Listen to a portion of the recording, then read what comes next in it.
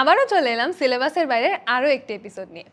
আজকে আমি এমন দুইজন মানুষের সাথে গল্প করব যাদের মধ্যে একজন কন্টেন্ট ক্রিয়েট করতে খুবই পছন্দ করেন। যখন যাই করুন না কেন তা নিয়েই তিনি কন্টেন্ট বানিয়ে ফেলতে পারেন।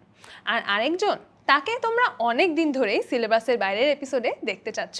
তিনি এমন একজন মানুষ যিনি হাসি গানে সব সময় চারিদিক একদম মাতিয়ে রাখেন। সিলেবাসের বাইরের পঞ্চম এপিসোডে ওয়েলকাম করছি আবিদা আপু এবং অহনা আপুকে।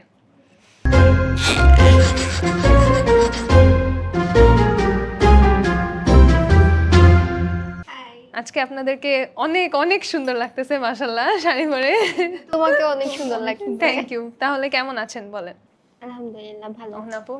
তো আমার কলেজ এখন চলতেছে না, সো আমি অনেক শান্তিতে আছি। আচ্ছা, ঠিক আছে। তাহলে আমরা একদম আপনাদের ছোটবেলা থেকে শুরু করি যে আপনাদের ছোটবেলাটা কেমন ছিল, কোথায় কেটেছে ছোটবেলাটা, ছোটবেলার কোনো মজার স্মৃতি বা মজার ঘটনা আছে নাকি যেটা আমাদের সাথে শেয়ার করতে চান? আবিদা আপু দিয়ে শুরু করি। আমি পাহাড়ে বড় হয়েছি, খাগড়াছড়ি জেলা আমার, একদম পাহাড়ি কন্যা বলা যাইতে পারে।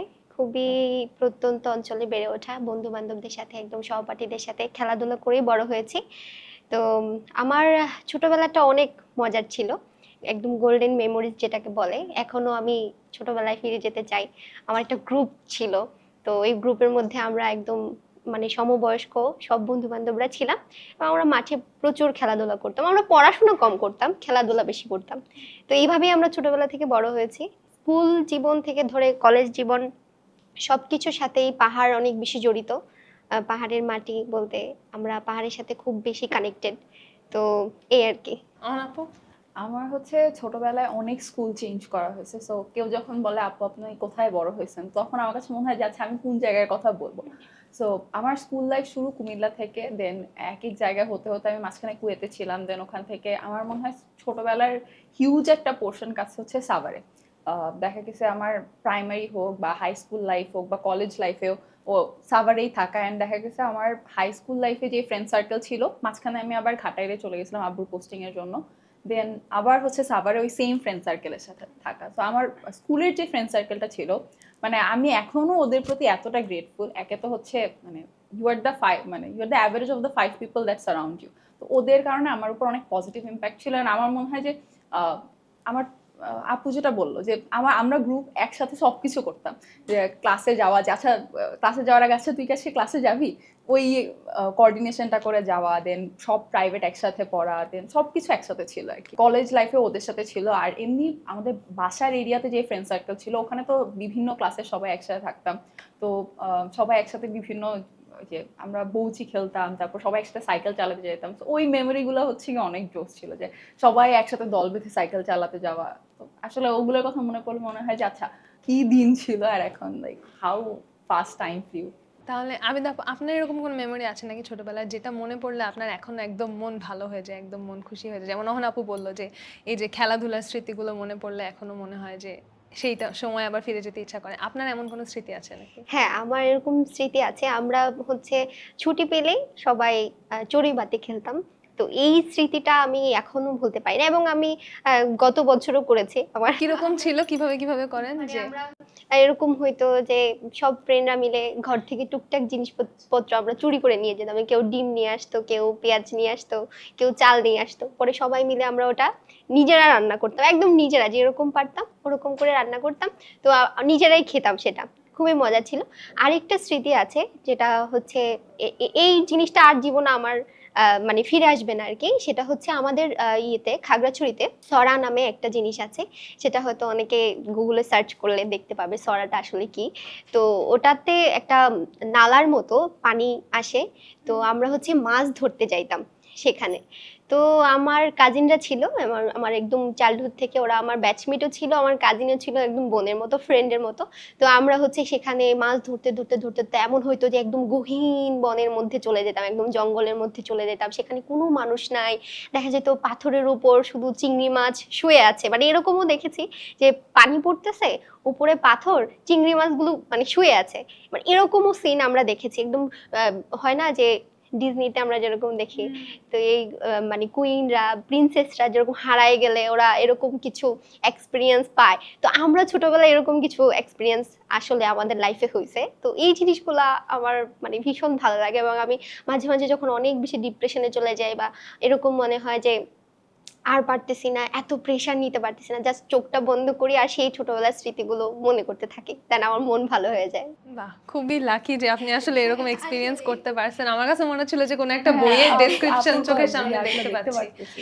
আচ্ছা, তাহলে আপু আপনারা যদি আপনাদের টিনেজ সেলফকে বা আপনাদের এর আগের যে কোনো একটা সেলফের সাথে দেখা করতে পারতেন এবং তাকে কোনো একটা অ্যাডভাইস দিতে পারতেন, তাহলে কি অ্যাডভাইস দিতেন এখন আপু? আমি অনেক স্ট্রেস নিতাম, আমি জানি না কেন। মানে আমার তখন হচ্ছে হাই স্কুল লাইফে যেটা হতো, আব্বুর তখন হচ্ছে আমার হাই স্কুলের হিউজ একটা পার্টে আব্বু কুয়েতে ডেপুটেশনে ছিল। তো ওই টাইমে হচ্ছে আমাদের পাসপোর্টে ভিসা ঠিক রাখার জন্য হচ্ছে 3 মাসের মধ্যে কুয়েতে যাওয়া আসা করা লাগতো। তো এরকম হতো যে আমি ক্লাস করছি 3 মাস, তারপর আবার কুয়েতে থাকছি। তো আসার পর এত পড়া বাকি থাকতো। তারপর আমাদের 8-এ জেএসসি ছিল, তো তখন জেএসসি মানে তো হিউজ একটা ফ্যাক্টর, 13টা সাবজেক্ট। তো আসার পর খুব স্ট্রেস লাগতো, আচ্ছা পরীক্ষা ভালো হবে না। আর আমাদের মানে যে সার্কেলটা ছিল, নট যে আমরা ওই কারণেই ফ্রেন্ডস হয়েছি, বাট সবাই হচ্ছে গিয়ে ক্লাসের টপার ছিল। তো ওই একটা জিনিস কাজ করতো যে আচ্ছা আমি যদি ভালো মার্কস না পাই, নিজের কাছেই কেমন লাগতো। বাসা থেকে যে প্রেশার ছিল তা না, বাট নিজের কাছে মনে হতো ইস ওই পরে মানে মার্কসটা কম আসলো। সো ওইটার জন্য অনেক স্ট্রেস নিতাম। সো আমার ফ্রেন্ডরা অনেক হেল্পফুল ছিল। আমার মনে হয় আমার অ্যাডমিশন লাইফেও, মানে আমার ফুল টিনেজ লাইফে ওদের ইম্প্যাক্ট অনেক ভালো ছিল। সো আমার টিনেজ মানে এখন যারা টিনেজার্স আছে তাদেরকে যদি কোনো অ্যাডভাইস দিতে হয়, ফার্স্ট অফ অল হচ্ছে নিজের একটা ভালো পিয়ার সার্কেল থাকা। কারণ তুমি যেই ফ্রেন্ডগুলো চুজ করতেছো ওরা কিন্তু তোমাকেও ডিফাইন করছে, অ্যান্ড তোমার লাইফ চয়েসেস উপর অনেক বেশি ইনফ্লুয়েন্স থাকে। সেকেন্ড অফ অল হচ্ছে প্যারেন্টসের সাথে অনেক ভালো একটা রিলেশন থাকা। আমার মনে হয় আমার আম্মুর সাথে আমার ভালো একটা বন্ডিং থাকার কারণে আমি মনে হয় লাইফে যত মানে এখনো যদি কিছু একটা হয় যাচ্ছে এটা করবো নাকি ওটা করবো, আম্মু যেটা বলে যদি আমার এর অল্প একটু ভিন্ন কোনো একটা কিছু করি, আমি জানি আম্মুরটাই ঠিক হবে, খালি আমার একটু প্যারা খেয়ে দেন আম্মুরটাই আমি ফলো করব। সো প্যারেন্টসের সাথে খুব ভালো একটা রিলেশন থাকলে মানে লাইফ অনেক ইজি হয়ে যায়। মানে লাইফের অনেক প্যারা এমনি চলে যায় যখন তোমার প্যারেন্টসের সাথে খুব ভালো একটা ইকুয়েশন থাকে। অ্যান্ড থার্ড অফ অল হচ্ছে যে মানে সবকিছু একটু ইজিলি নিতে হয়। আমাদের তখনও একাডেমিক প্রেশার ছিল, এখনো অনেক একাডেমিক প্রেশার আছে। সো প্রেশার আমি ছোটবেলায় ভাবতাম ইস বড় হলে কত মজা, কারণ আমার খালামণিদেরকে দেখতাম যে ভার্সিটিতে যাচ্ছে, ওদের ফ্রেন্ডসরা আছে, হোস্টেল লাইফে এত মজা করে ওরা, যা আমি ভাবতাম ইস বড় হলে তো অনেক মজা। কিন্তু আসলে যত আমরা বড় হব সবকিছুর মাত্রাই ডিফারেন্ট হতে থাকবে, প্যারাও ডিফারেন্ট হবে, মজার লেভেলও ডিফারেন্ট হবে। সো মানে এই যেই টাইমটা আছে ওই টাইমটা ওভাবেই এনজয় করা, যে অনেক সামনের কথা ভাবতেছি বা একদম এখনের কথাই জাস্ট মানে একদম সামনের কথা ভাবতেছিও না, আবার চিন্তা করতে করতে একদম ডিপ্রেশনে চলে যাচ্ছে, এটাও করা যাবে না, একটা পেস মেনটেন করে যেতে হবে। ও এখানে আরেকটা জার্নালিং করলে অনেক ভালো। আমার মনে হয় আমি পুরো একদম হাই স্কুল লাইফ থেকে প্রচুর জার্নালিং করতাম, যে আমার যেটা নিয়েই প্যারা লাগতো বা যেটা নিয়ে আমার মনে হচ্ছে যে আচ্ছা কি হচ্ছে না হচ্ছে, জার্নালিং করলে নিজের থটস গুলাকে অনেক কম্পোজ করা যায় আর কি। আপনি প্যারেন্টসদের সাথে ভালো সম্পর্কের কথা যেটা বললেন, আমার মনে হয় এখানে হচ্ছে প্যারেন্টসদের দিক থেকেও একটা ভূমিকা রাখার ব্যাপার আছে, যে প্যারেন্টসরা যদি সেই ফ্রেন্ডলি এনভায়রনমেন্টটা ক্রিয়েট না করেন তাহলে বাচ্চাদের জন্য কানেক্ট করা অনেক কঠিন হয়ে যায়। মানে আমি যেটা বলতেছি অবশ্যই মানে আমার নিজের এন্ড থেকেও থাকা লাগবে, অ্যান্ড প্যারেন্টসের এন্ড থেকেও যে আচ্ছা বাচ্চারা তো দুষ্টামি করবেই, বা হয়তো সবকিছু তো একদম টু দা পয়েন্ট বা টু দা ঠিক সবকিছু মতো করতে সঠিকভাবে পারবে করবে না। না। সো ওই সব ক্ষেত্রে হচ্ছে একটু লিলিয়েন্ট থাকা, যে আচ্ছা না এটা তুমি ভুল করছো, সামনে থেকে এটা করো না, বা এটা করলে তোমার সামনে কি কি সমস্যা হতে পারে। অ্যান্ড যে কোনো কিছু হলে যাতে আগে প্যারেন্টসকে গিয়ে বলে, কারণ আমরা টিনেজারদের একটা থাকে যে ফ্রেন্ডকে গিয়ে ফ্রেন্ডের কাছ থেকে অ্যাডভাইস নিচ্ছি। তোমার ফ্রেন্ড কিন্তু তোমার এইজেরই, ওর ম্যাচুরিটিও তোমার লেভেলই, সো ও তোমাকে কতটুকু ভালোই বা অ্যাডভাইস দিতে পারবে। হ্যাঁ অবভিয়াসলি ফ্রেন্ডরা অনেক হিউজ একটা সাপোর্ট, বাট আগে প্যারেন্টসের সাথে ওই র্যাপো বিল্ড আপটা ইম্পর্টেন্ট। ওই স্পেসটা থাকে হ্যাঁ। ইম্পর্টেন্ট, যাতে আমি প্যারেন্টসদের কাছে গিয়ে যে কোনো কিছু লাইক আজকে এটা হয়েছে কলেজে, এটা যাতে আমি গিয়ে স্কুলে এটা হয়েছে যে মানে প্যারেন্টসের সাথে শেয়ার করা যায়। আমি দাপু আপনার থেকে শুনি যে টিনেজ সেলফের সাথে দেখা করতে পারলে কি অ্যাডভাইস দিতেন? আমার আসলে মানে অহনা যেরকম অনেকগুলো অ্যাডভাইস দিল, আমার এত অ্যাডভাইস নাই। কারণ হচ্ছে আমি জানি যে ছোটবেলায় এত কিছু করার আমাদের সময়ই থাকে না, আমাদের এত বেশি প্রেশার দেওয়া হয় সবকিছু নিয়ে, আসলে আমরা এত কিছু করার টাইম পাই না। তো আমি যেটা পরামর্শ দিব সেটা হচ্ছে প্রচুর বই পড়া। আমার বাবা ছোটবেলায় একটা ভুল করেছেন, সেটা হচ্ছে আমাদেরকে একাডেমিক পড়াশোনার বাইরে তিনি আমাদের কোনো বই পড়তে দিতেন না। সার্বক্ষণিকই একাডেমিক পড়াশোনা, মানে বই শেষ করো, বই একবার শেষ করছো আবার রিভাইজ করো, এটাকে 5 বার 7 বার করে শেষ করো। বাট থাকে না যে অনেক বেশি গল্পের বই, অনেক উপন্যাস, সাহিত্য, এই টাইপ জিনিসগুলোর প্রতি সে আমাদেরকে কখনোই, বাবা মা কেউ আমাদের উৎসাহিত করতো না। কিন্তু আমার বড় হওয়ার পর মনে হলো যে আমাদের প্রচুর বই পড়া প্রয়োজন। যখন আমরা বই পড়বো, আমাদের শব্দ ভান্ডার আমাদের বাড়তে থাকবে, আমাদের কথা বলা, আমরা একটা মানে মেচুরিটি লেভেলটা বাড়তে থাকবে। কখন হ্যাঁ চিন্তা চেতনা এগুলো বড় হবে, এবং কখন কোথায় কার সাথে কিভাবে কথা বলতে হবে, এই জিনিসগুলো কিন্তু আমরা এই বই থেকেই মোটামুটি বই পড়তে পড়তে আমরা কিন্তু বুঝে যেতে পারবো। এবং দেখা যায় কিছু কিছু কিছু খুবই মানে প্রয়োজনীয় কিছু বই থাকে, যেগুলো ধরো আমরা প্রেম কাহিনী, নাটক, উপন্যাস এগুলোর কথা বলতেছি না, বাট কিছু কিছু বই থাকে আসলে মানুষকে অনেক হেল্প করে থাকে এবং তোমার চিন্তা চেতনাকে বাড়াবে। তারপরে হচ্ছে তোমার এই যে আনুষঙ্গিক অনেক বিষয় নিয়ে আমরা চিন্তা করি, কিন্তু তোমার চিন্তার জগৎটাকে সে সীমাবদ্ধ করে ফেলবে, যে না তুমি ভালো ভালো জিনিসগুলো নিয়ে ভাবো, তুমি ভাবো কিন্তু ভালো জিনিস নিয়ে ভাবো, খারাপ জিনিস নিয়ে চিন্তা করার কোনো দরকার নেই। তো এটার জন্য আসলে বই পড়া অনেক প্রয়োজন। যেমন এই যে এইচএসসি লেভেল, এসএসসি লেভেলে এসে বাংলা পড়াতে গিয়ে আমার কাছে যেটা মনে হয়েছে যে আমরা সবাই গতানুগতিক শব্দ ব্যবহার করি, আমি ভালো আছি, তুমি কেমন আছি, এমন টাইপের কমপ্লেক্স সেন্টেন্স মেকিং করাটা, এটা কিন্তু যেমন ইংরেজিতে প্রয়োজন, বাংলাতেও কিন্তু প্রয়োজন। যেমন এইচএসসি লেভেলে যারা এইচএসসিতে পড়তেছে, যাদের লেখার মানে ধরন যত সুন্দর হবে, যারা কমপ্লেক্স সেন্টেন্স দিয়ে, জটিল বাক্য দিয়ে সুন্দর করে নিজের লেখাটা প্রেজেন্ট করতে পারবে, বাংলায় কিন্তু তারাই ভালো মার্ক গেইন করতে পারে। আর এটার জন্য কি দরকার? তোমার শব্দ ভান্ডার লাগবে। তো সেটার জন্য আমার মনে হয় যে আমি আমার সেই ছোটবেলার আমি যদি ফিরে যাইতাম, হয়তো আমি নিজেকে অনেক বেশি বই পড়ার প্রতি উদ্বুদ্ধ করতাম আমার আর মনে কি। হয় আপু হচ্ছে কথা বলতে বলতে আপুর বাংলা টিচার সেলফে চলে আসছে যে আমি আমার টিচার সেলফকে পরামর্শ দিলেও বাংলাতে কিভাবে ভালো নাম্বার পাইতে হবে সেই পরামর্শ না, এটা একদম আমার জীবন থেকে নেওয়া, এই জন্য আমি সবাইকে এই পরামর্শটা অবশ্যই দিই। Once a Bangla teacher Yeah, always a always a Bangla Bangla teacher. teacher.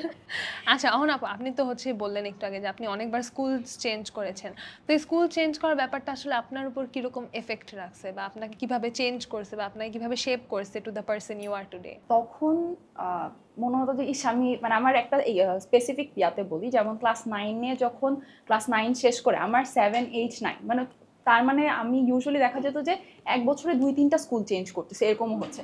সেখান থেকে একটা স্কুলে 3 বছর থাকা, সেখানকার ফ্রেন্ড সার্কেল, ওদের সাথে টিউশন, সব কিছু একসাথে অ্যারেঞ্জ করা।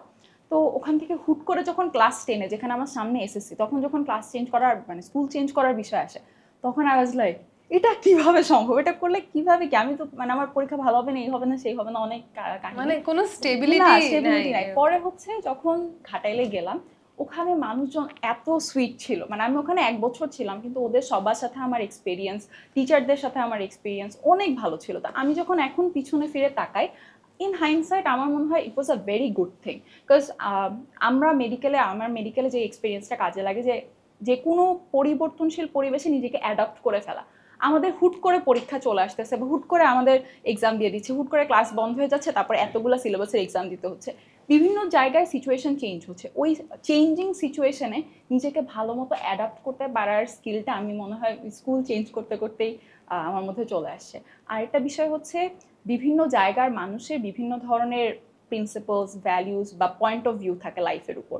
তো মেডিকেলে যখন যাচ্ছি, 245 জন স্টুডেন্ট, ওরা কিন্তু এক একটা ব্যাকগ্রাউন্ড থেকে আসে, এক একজনের মোরালস এক এক রকম, মানে সবার লাইফের উপর চিন্তাধারা এক এক রকম থাকে। সো ওদের সাথে আমার ইন্টারাকশনটা কিরকম হবে, বা এখন আমি স্কুলের স্টুডেন্ট পড়াই, এইচএসসি স্টুডেন্ট পড়াই, অ্যাডমিশন স্টুডেন্ট পড়াই, এতজনের সাথে আমার ইন্টারাকশন, ওখানেও আমার মনে হয় কি অনেকাংশে আমার এই এতজন মানুষ, এত স্কুল চেঞ্জের একটা ফ্যাক্টর হেল্প করছে। বাট এটার একটা কনস হবে আমার কাছে মনে হয়, যে একটা জায়গায় আমি মানে টক্সিসিটি ফেস করার আগেই আমি শিফট করে ফেলতাম, যে আমি থাকছি অল্প কয়েকদিন, 3 বছর। কারণ আমি এখন আমার অনেক ফ্রেন্ডদের কাছ থেকে শুনি যে স্কুল লাইফে এটা হয়েছে, ওইটা হয়েছে, বা কিন্তু আমার অত ড্রামা ছিল না, কারণ আমি ভালো জিনিসগুলাই আপনি এক্সপেরিয়েন্স করছেন, খারাপ জিনিসগুলো আমি আসার আগে I am nowhere to be seen. So দেখা গেছে ফ্রেন্ডদের সাথেও ভালো বন্ডিং ছিল, এবং এত জায়গায় আমার ফ্রেন্ডরা আছে যে আচ্ছা ওখানে আছে, ও ওখানে তো আমার ওই ফ্রেন্ড আছে। সো ওইটা একটা ইয়ে আছে। আর একটা হচ্ছে যে ভার্সিটিতে বা মেডিকেলে উঠার পর হচ্ছে এখন মনে হয় যে আচ্ছা এক জায়গায় আমি কতদিন ধরে আছি।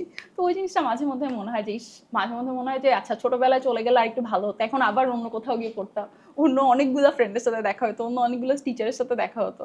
সো ওইটা একটা ভালো জিনিস আমার কাছে মনে হয়েছে যে না, this is something that stuck with me.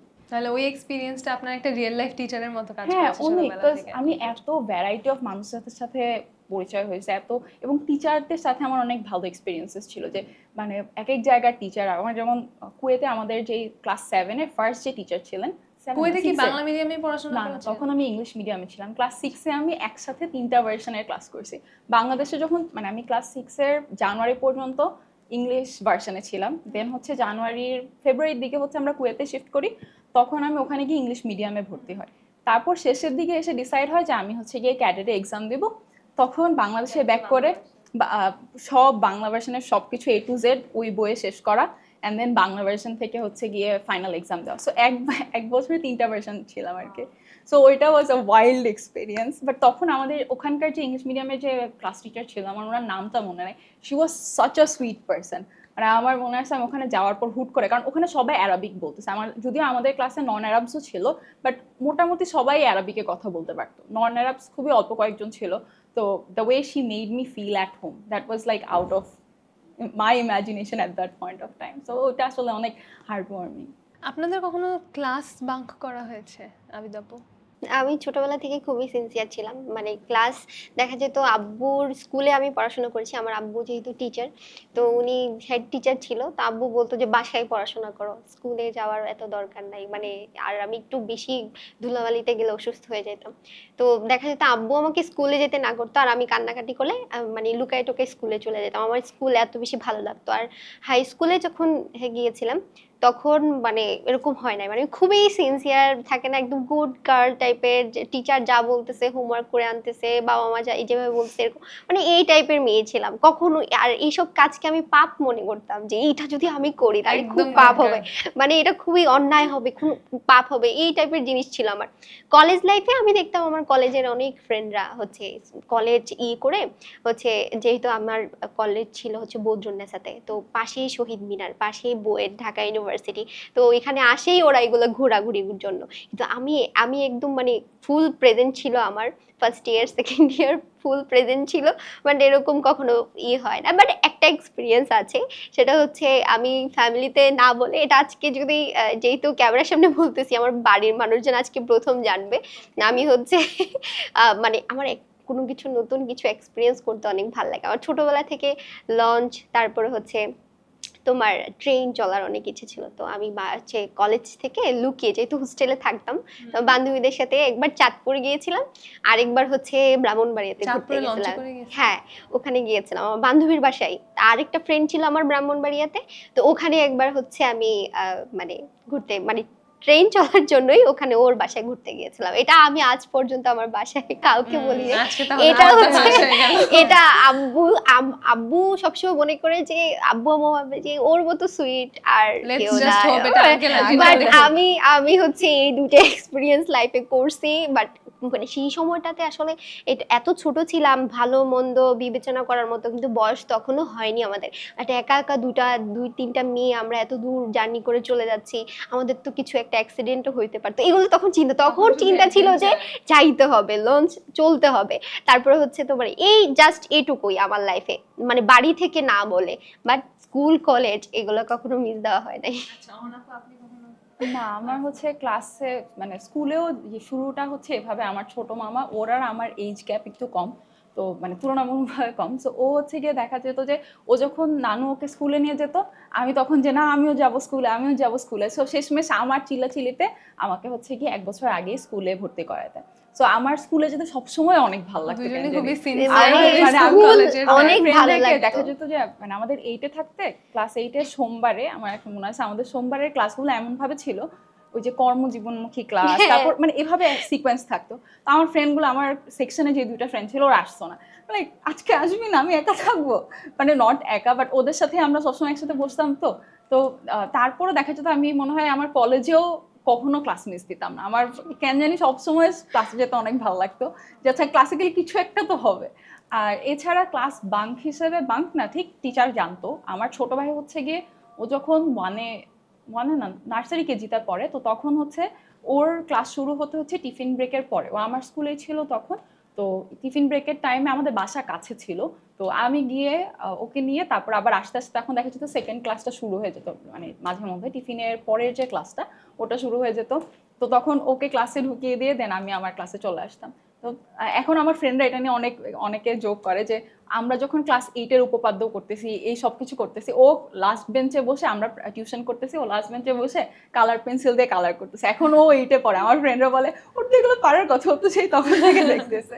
তো ওইটা একটা ফ্যাক্টর। এই তো, আর এছাড়া ওভাবে বাং করা হয় না, আমি মনে করতে পারতেছি। আমরা মনে হয় একবার প্ল্যান করছিলাম সবগুলা ফ্রেন্ড মিলে, যাচ্ছে একবার যাব, হয় নাই। কিন্তু ওই প্ল্যান আর আমি একবার এরকম যে প্ল্যান করছি স্কুলে থাকতে, তারপরে আমি অনেক ভয় পাইতাম আমার আম্মুকে, তো এই জন্য আমি প্ল্যান করছি, তারপরে আর সাহস করে উঠে যেখানে যাওয়ার কথা ছিল সেখানে আর যাইতে পারিনি। আমি স্কুলে যাওয়ার কথা স্কুলে আমি এটা আমার এখনো সেদিন আমাদের মনে হয় যে আমাদের জেনারেশনটাই মনে হয় লাস্ট, যে মা বাবাকে আমরা এত ভয় পাইতাম, বা স্কুল কলেজ আমরা এগুলো মিস দিতাম না। আমাদের এটা generation আমরা আমাদের জন্য করছে, আমরা হ্যাঁ, আসলে- বাট আমরা একটু আমার ভয় না ঠিক, মানে না, আমি আমি ভীতুই আম্মুকে না বলে আমার কাছে গেলে কেন জানি মনে হতো আচ্ছা এখানে কিছু একটা উল্টাপাল্টা হলে এ পুরো পাপ হবে, রেসপন্সিবিলিটি, আমি অলওয়েজ ভাবতাম আমার গুনাহ হবে, আমার পাপ হবে, এই টাইপের সব রেসপন্সিবিলিটি আমার উপর আসবে। তার চেয়ে আমি আম্মুকে বলে যাই, ওখানে গিয়ে যদি কোনো ভেজালে পড়ে আমি সাথে সাথে I can get some way out, যাচ্ছে এখানে কিছু একটা হয়েছে আমি এটা ফিগার আউট করতে পারবো। আমি এখন ভার্সিটিতে পড়ি, আমি আমার ভাইকে বলি, দেখছো আমি কিন্তু সবই আম্মুকে বলি। আমরা হচ্ছে ওকে সব বলে না? ও বলে, মানে ওকে হচ্ছে ও বাসায় তো আসে অল্প কয়েকদিনের জন্য এখন, তো আমি আসলে তো ওকে আমার একটু চেতানো লাগবে, সো তখন আমি বলি যে দেখছো আমি কত ভালো, তো ওকে ওখানে বলার জন্য। আচ্ছা, আপনাদের অ্যাডমিশন ফেজের এক্সপিরিয়েন্স নিয়ে আমি একটু জানতে চাই।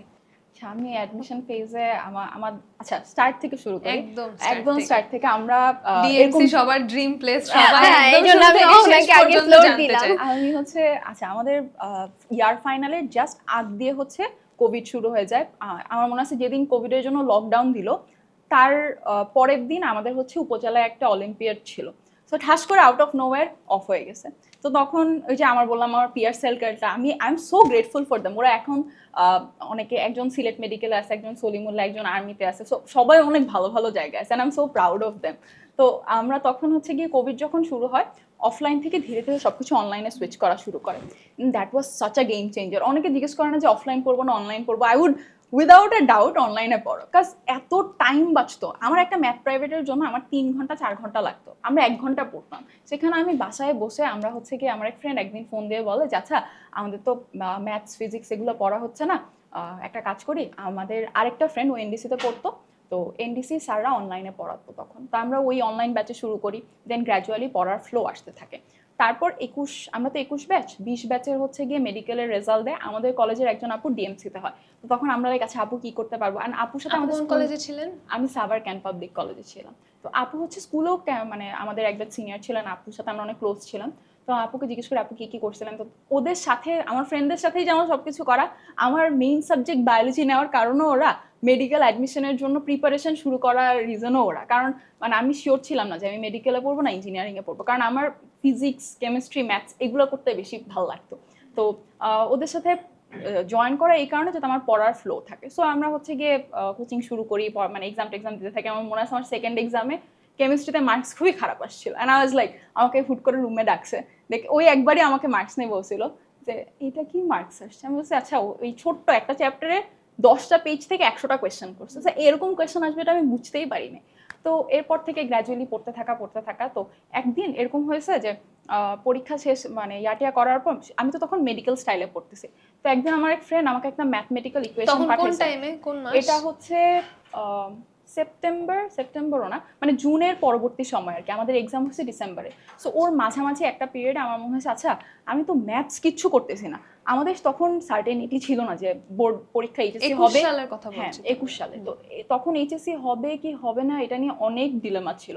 তো পরে আমরা হচ্ছে কি, আমি বললাম যে আচ্ছা এইচএসসি যদি হয় তাহলে আমি যদি ম্যাথস একদমই না পারি তখন তো আমার এইচএসসি একদম যাবে, অ্যাডমিশন তো পরের কথা। তো তখন হচ্ছে আমি অপার ভাইয়াদের ফিজিক্স ব্যাচটাতে ভর্তি হই, ওখান থেকে হচ্ছে আমার এসিএস এর সাথে মানে ফার্স্ট ইন্টারাকশন। এর আগে অপার ভাইয়ের ক্লাস করছি, বাট তখন ফিজিক্স ইঞ্জিনিয়ারিং এর ব্যাচে জয়েন করি।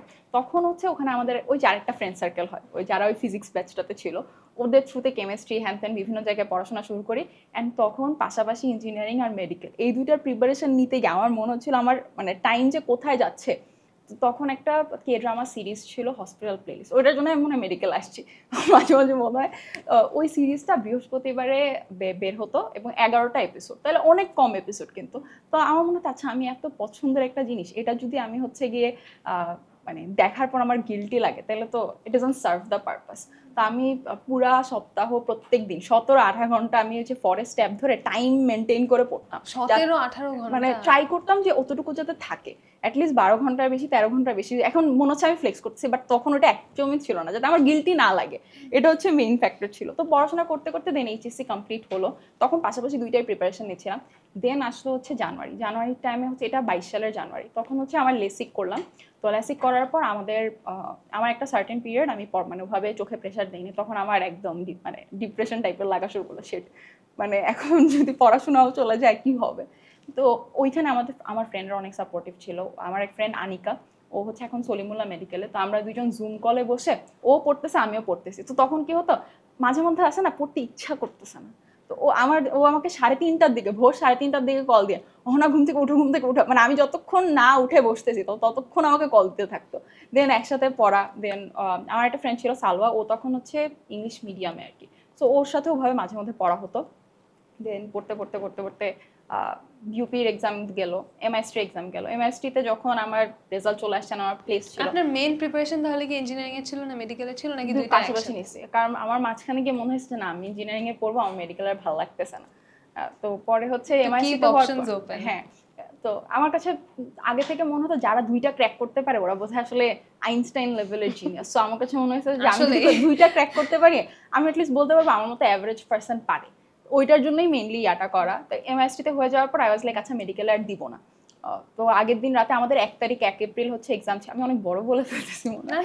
1 তারিখ হচ্ছে গিয়ে অ্যাডমিশন টেস্ট ছিল, আমি 30 তারিখ আমি শিওর আমি দিব না মেডিকেলে। 31 তারিখ হচ্ছে ওই মনে হলো আচ্ছা এতদিন জুন থেকে পড়তেছি, আমার ফ্রেন্ডরা সবাই দিবে, আচ্ছা আমার নট যে সবার শেষে মেডিকেল খারাপ বা এনিথিং, বাট অ্যাটলিস্ট আমি এতদিন ধরে যে এফর্টটা দিয়ে আসতেছি এটা মানে মনে হবে না যে অযথা গেছে।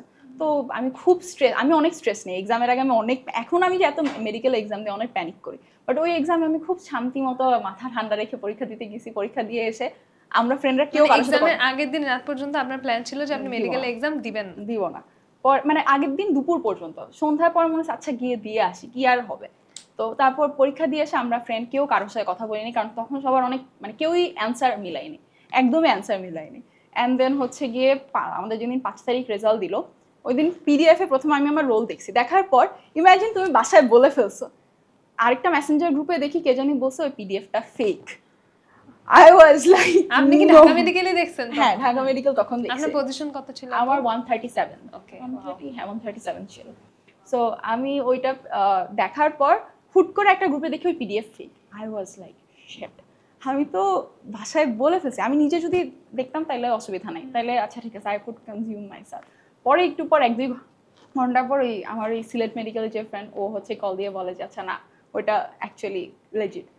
তখন গিয়ে আই ওয়াজ লাইক, মানে আমার তখন এরকম রোল দিয়ে সার্চ করে দেখার না, তখন মাত্র পিডিএফটা বের হয়েছে আর কি, মানে ওই রোলের জিনিসটা আস্তে আস্তে বোধহয় সন্ধ্যা পর্যন্ত লাগতো, আর 12টা-1টার দিকে হচ্ছে ওই পিডিএফ বের হয়েছিল। সো ওই পিডিএফ দিয়ে দেন দ্যাটস হাউ ইট এন্ডেড। তারপর আপনি কি বুয়েটের এক্সাম দিছিলেন? এটা নিয়ে হচ্ছে বাসায় অনেক কেওস হয়েছিল। আমি মেডিকেলের পর আমাদের তখন ডিএমসির গ্রুপ চ্যাট ওপেন হয়ে যায়, ব্যাচ গ্রুপ যেটা, তো সবাই ডিএমসির অনেকেই বুয়েটের জন্য প্রিপারেশন নিচ্ছিল। তো আমার মনে হচ্ছে আচ্ছা আমি এতদিন পড়ছি আমি কেন দিব না, আর তখন একটা নিউ ফাউন্ড ছিল আচ্ছা না এখন যদি চান্স নাও পাই অসুবিধা নাই, মানে ওই কারেজটা থাকা না অনেক শান্তি। তো পরে হচ্ছে আমি হ্যাঁ একটা তো আছে, তো আমি ঠিকঠাক মতো পড়ে টোরে করতেছি, অ্যান্ড আব্বু বলছে আচ্ছা থাক তোমার দেওয়া লাগবে না। আমি যেই জায়গা থেকে হচ্ছে ফর্ম সবগুলো ফিল আপ করাতাম ওই আঙ্কেলকেই বলছি, আঙ্কেল একটু ফিল আপ করে আপনি, মানে উনি সবগুলো আব্বুকে পাঠাতো, দেন হচ্ছে আমরা প্রিন্ট আউট করে নিয়ে আসতাম। বলছে এটা আপনি আব্বুকে পাঠান না আমাকে পাঠান। ওনার যে অ্যাসিস্ট্যান্ট বা কেউ একজন ছিল আব্বুকে পাঠিয়ে দিয়েছে। আমার 12টার দিকে প্রিলি ছিল, আব্বু ওয়াজ লাইক না এটা নিয়ে অনেক অনেক কেওস হয়েছে, অ্যান্ড দেন আমি রাগ করে আমি আর দিতে, মানে আব্বুও দেয় নাই, আমি আর তখন আসলে আমি চান নাই আপনি দেন, চাইছে মেয়ে মেডিকেলেই পড়ুক। হ্যাঁ, দ্য ফ্যাক্টর ওয়াজ যে আমি এর আগে না, আমি ধরো এখন যেমন আমি একা যে কোনো জায়গায় যেতে পারি, তখন আমি সাভার থেকে ঢাকা পর্যন্ত একা আসাটা was not that a easy factor for me. So তখন আসা হয় না, ওটা নিয়ে আমার অনেক মানে মন খারাপ ছিল, বিকজ আমি যদি একটু প্রিপারেশন না নিতাম তাহলে আমার প্যারা লাগতো না। আমি এতদিন প্রিপারেশন নিছি ফর হোয়াট, তো ওইটা নিয়ে প্রথম দিকে অনেক মন খারাপ ছিল, স্পেশালি মানে ফার্স্ট ইয়ারে যখন আমাদের অনেক প্রেশার থাকে তখন হয়তো বইটার ওরা কত মজা করে। বাট এখন অনেস্টলি আমার ভালো লাগে যে আমি মেডিকেলে আসছি, স্পেশালি গাইনি ওয়ার্ড করার পর, যে আচ্ছা একটা মানুষ মানে লিটারাল হিউম্যান বিং বর্ন, ওটা দেখে অনেক মানে আচ্ছা না ভালো একটা কিছু করতেছে। আঙ্কেলের আসলে কনফিডেন্স ছিল যে আমার মেয়ে এক্সাম দিলেই বইটা চান্স পেয়ে যাবে, তাই এক্সাম দিতে দেওয়াই যাবে না। এবার আবিদা আপু আপনার অ্যাডমিশন এক্সপিরিয়েন্সটা শুনি।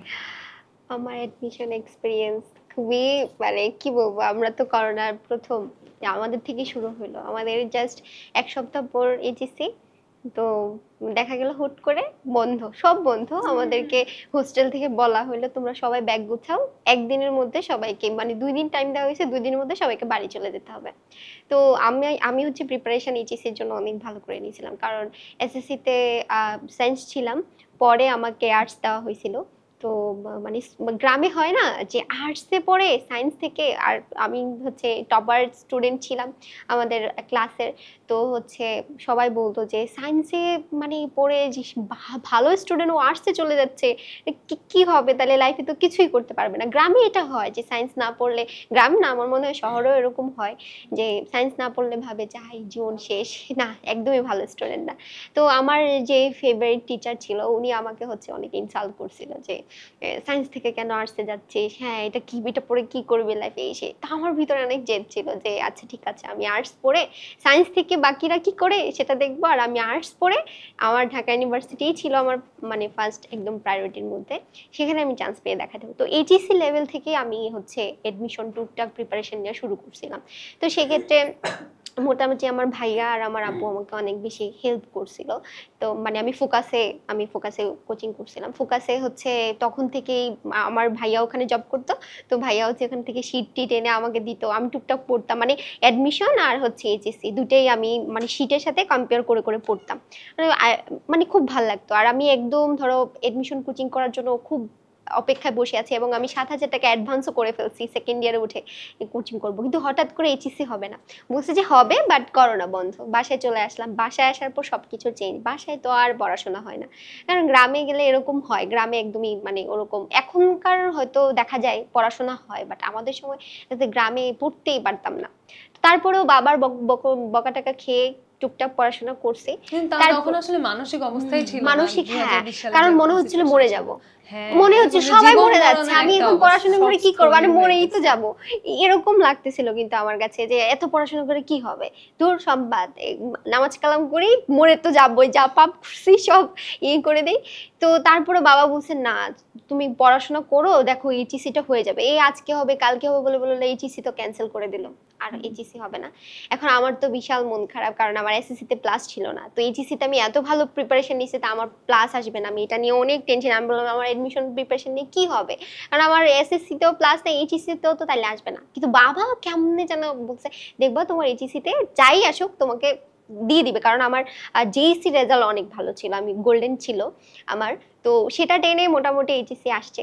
তো এই যে অনলাইন ব্যাচ, প্রথম জীবনে দেখলাম যে অনলাইনেও পড়াশোনা করা যায়, এবং সেখান থেকে এডমিশন ফুল জার্নিতে যে মানুষটা সবচেয়ে বেশি আমার আর কি আমাকে হেল্প করছে সেটা হচ্ছে আমার নিজের যে ভাই, আমার বড় ভাই, উনি আমাকে হচ্ছে মানে প্রতিনিয়ত আমাকে কি পড়তে হবে, এটা পড়ো ওটা পড়ো, আজকে ক্লাস আছে, আমার কাছে ফোন ছিল না, তো ভাইয়ার ফোন দিয়ে করতাম, তারপর আপুর ফোন দিয়ে ক্লাস করতাম, বাট নিজের কোনো ফোন ছিল না।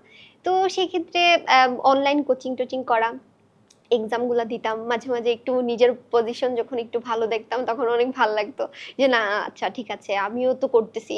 তো আমার ফ্রেন্ডরা হচ্ছে সবাই মানে করোনার মধ্যেই ওরা হচ্ছে শহরে চলে আসছে, মানে ঢাকায় থেকে কোচিং করবে। তো আমি তো বাসায় ভীষণ মন খারাপ যে আমি গ্রাম থেকে প্রিপারেশন নিচ্ছি, আমার একদমই প্রিপারেশন হচ্ছে না, আর ওরা সবাই ঢাকায় চলে গেছে, অনেক পড়াশোনা করতেছে, বাট এই যে অ্যাডমিশন হবে আবার পরীক্ষার ডেট মানে সব পিছিয়ে দিচ্ছে। তো এরকম করতে করতে আসলে পড়ার মন মানসিকতা থাকে না, দেখা যায় একটা সময় একদম ফুল আমার সিলেবাস শেষ এরকম হয়েছে, হুট করে দেখি যে পরীক্ষা আবার পিছাইছে, তাহলে শেষ, একটু বারবার রিল্যাক্স পিছাচ্ছে। করি, ওদের টাইমে তো অনেক হ্যাঁ কিছু একটু ছিল। রিল্যাক্স করি, এগুলো করতে করতে মাঝখানে প্রচুর গ্যাপ হয়ে গেছে। আর এত লং টাইম ধৈর্য ধরে রাখা, মনে হচ্ছিল যে কোথাও চান্স হবে না, আর মনে হচ্ছিল এত বেশি সময়, তার মানে সবাই অনেক বেশি পড়ছে। কিন্তু মানে আমার যে ব্রাদার ইন ল ছিল উনি আমাকে জাস্ট একটা কথা বলছিল, দেখ তুই যেরকম অনেক লম্বা ছুটি পেয়েও তোর পড়তে ইচ্ছে করছে না, সারা বাংলাদেশ সব স্টুডেন্টের কিন্তু একই অবস্থা, জাস্ট ভালো একটা পাস মার্ক বা ভালো একটা মার্ক যদি তুই মোটামুটি করতে পারিস, তাহলে কিন্তু তোর ঢাকা ইউনিভার্সিটিতে চান্স হয়ে যাবে। বিয়ে আমাদের সময় ঢাকা ইউনিভার্সিটিতে পাশের হার ছিল মনে হয় 9%। 9% পাশের হার ছিল, আর যারাই পাস করছে মোটামুটি সবাই টুকটাক সিট পেয়ে গেছে। অ্যান্ড আমার খুবই ক্লোজ ফ্রেন্ড যারা হচ্ছে অনেক ভালো কোচিং করছে, তো ওরা কেউ রিটেনে ফেল করছে, এরকম হয়েছে, এমসিকিউতে খারাপ করছে। বাট আমি কেমনে কেমনে যেন, যাক এটা আসলে আল্লাহর কাছেও আমি অনেক চাইছি, আর আমার বাবা মার অনেক দোয়া ছিল, আর আমি মন থেকে চাইতাম। আমি পরিশ্রম করছিলাম, হয়তো গ্যাপ মাঝখানে মাঝখানে আমার গ্যাপ পড়ছে, কিন্তু তারপরে আমি আবার কনফিডেন্স নিয়ে আসতাম নিজের মধ্যে, যে না, আমাকে ওই পড়তে সময় হবে। এইটাই ছিল এফোর্ট, যে আপনি হ্যাঁ। পড়ে যাবেন, পড়ে যাওয়ার পরে আবার হ্যাঁ, উঠে এই যে দাঁড়াতে হবে। নিজেকে দাঁড় করানো। এত লম্বা একটা সময় ছিল, পুরাটা সময় ধরে কনসিস্টেন্টলি এফোর্ট ধরে রাখা কারো এক্স্যাক্টলি। পক্ষে আমি সম্ভব ছিল না। আমি একদমই বেশি, ও যেরকম বলতো না 12-13 ঘন্টা এরকম, কারণ ওদের সময় কিন্তু এত বেশি ছিল না, না। আমাদের সময় আমাদের সময় অনেক বেশি। আমি দৈনিক 2 ঘন্টাও যদি পড়তাম, আমার কাছে মনে হতো আমি ভালো করে, আমি অনলাইন সব ক্লাস করতাম, আমি অনলাইন ক্লাসগুলো করতাম, করে টুকটাক টুকটাক করে আস্তে আস্তে ছোট ছোট ছোট ছোট মানে হাঁটি হাঁটি পা পা করে আমি আগাচ্ছিলাম, যে আমার এত প্রেশার নেওয়ার দরকার নাই। এই অল্প অল্প অল্প করে পড়ে কিন্তু একটা সময় মানে পরীক্ষার আগের দিন রাতে এরকম মনে হয়েছে যে আমি কিচ্ছু পারি না, এরকম হয়েছে যে আল্লাহ আমি কিচ্ছু পারি না। আমার মেডিকেলের আগে আমি আমার বাবাকে বলছিলাম, বাবা আমি পরীক্ষা দিব না, আমি কিচ্ছু পারি না। আর আমাদের সময় বিভাগীয় শহরে হচ্ছে আমাদের পরীক্ষা হয়েছিল, মানে আমার খাগড়াছড়ি থেকে চিটাগং আসাটা অনেক কষ্ট ছিল। তো আমি বলছি, বাবা এত টাকা খরচ করে আমাকে নিয়ে যাও, আমি তো চান্স পাবো না। বাবা বলছে তুমি যাও, পরীক্ষাটা দাও, দেখবা হয়ে যাবে। তো বাবা হচ্ছে আমাকে সব জায়গায় মানে নিয়ে গেছে। এই সময়টা বাবা অনেক কষ্ট করছে আমার জন্য।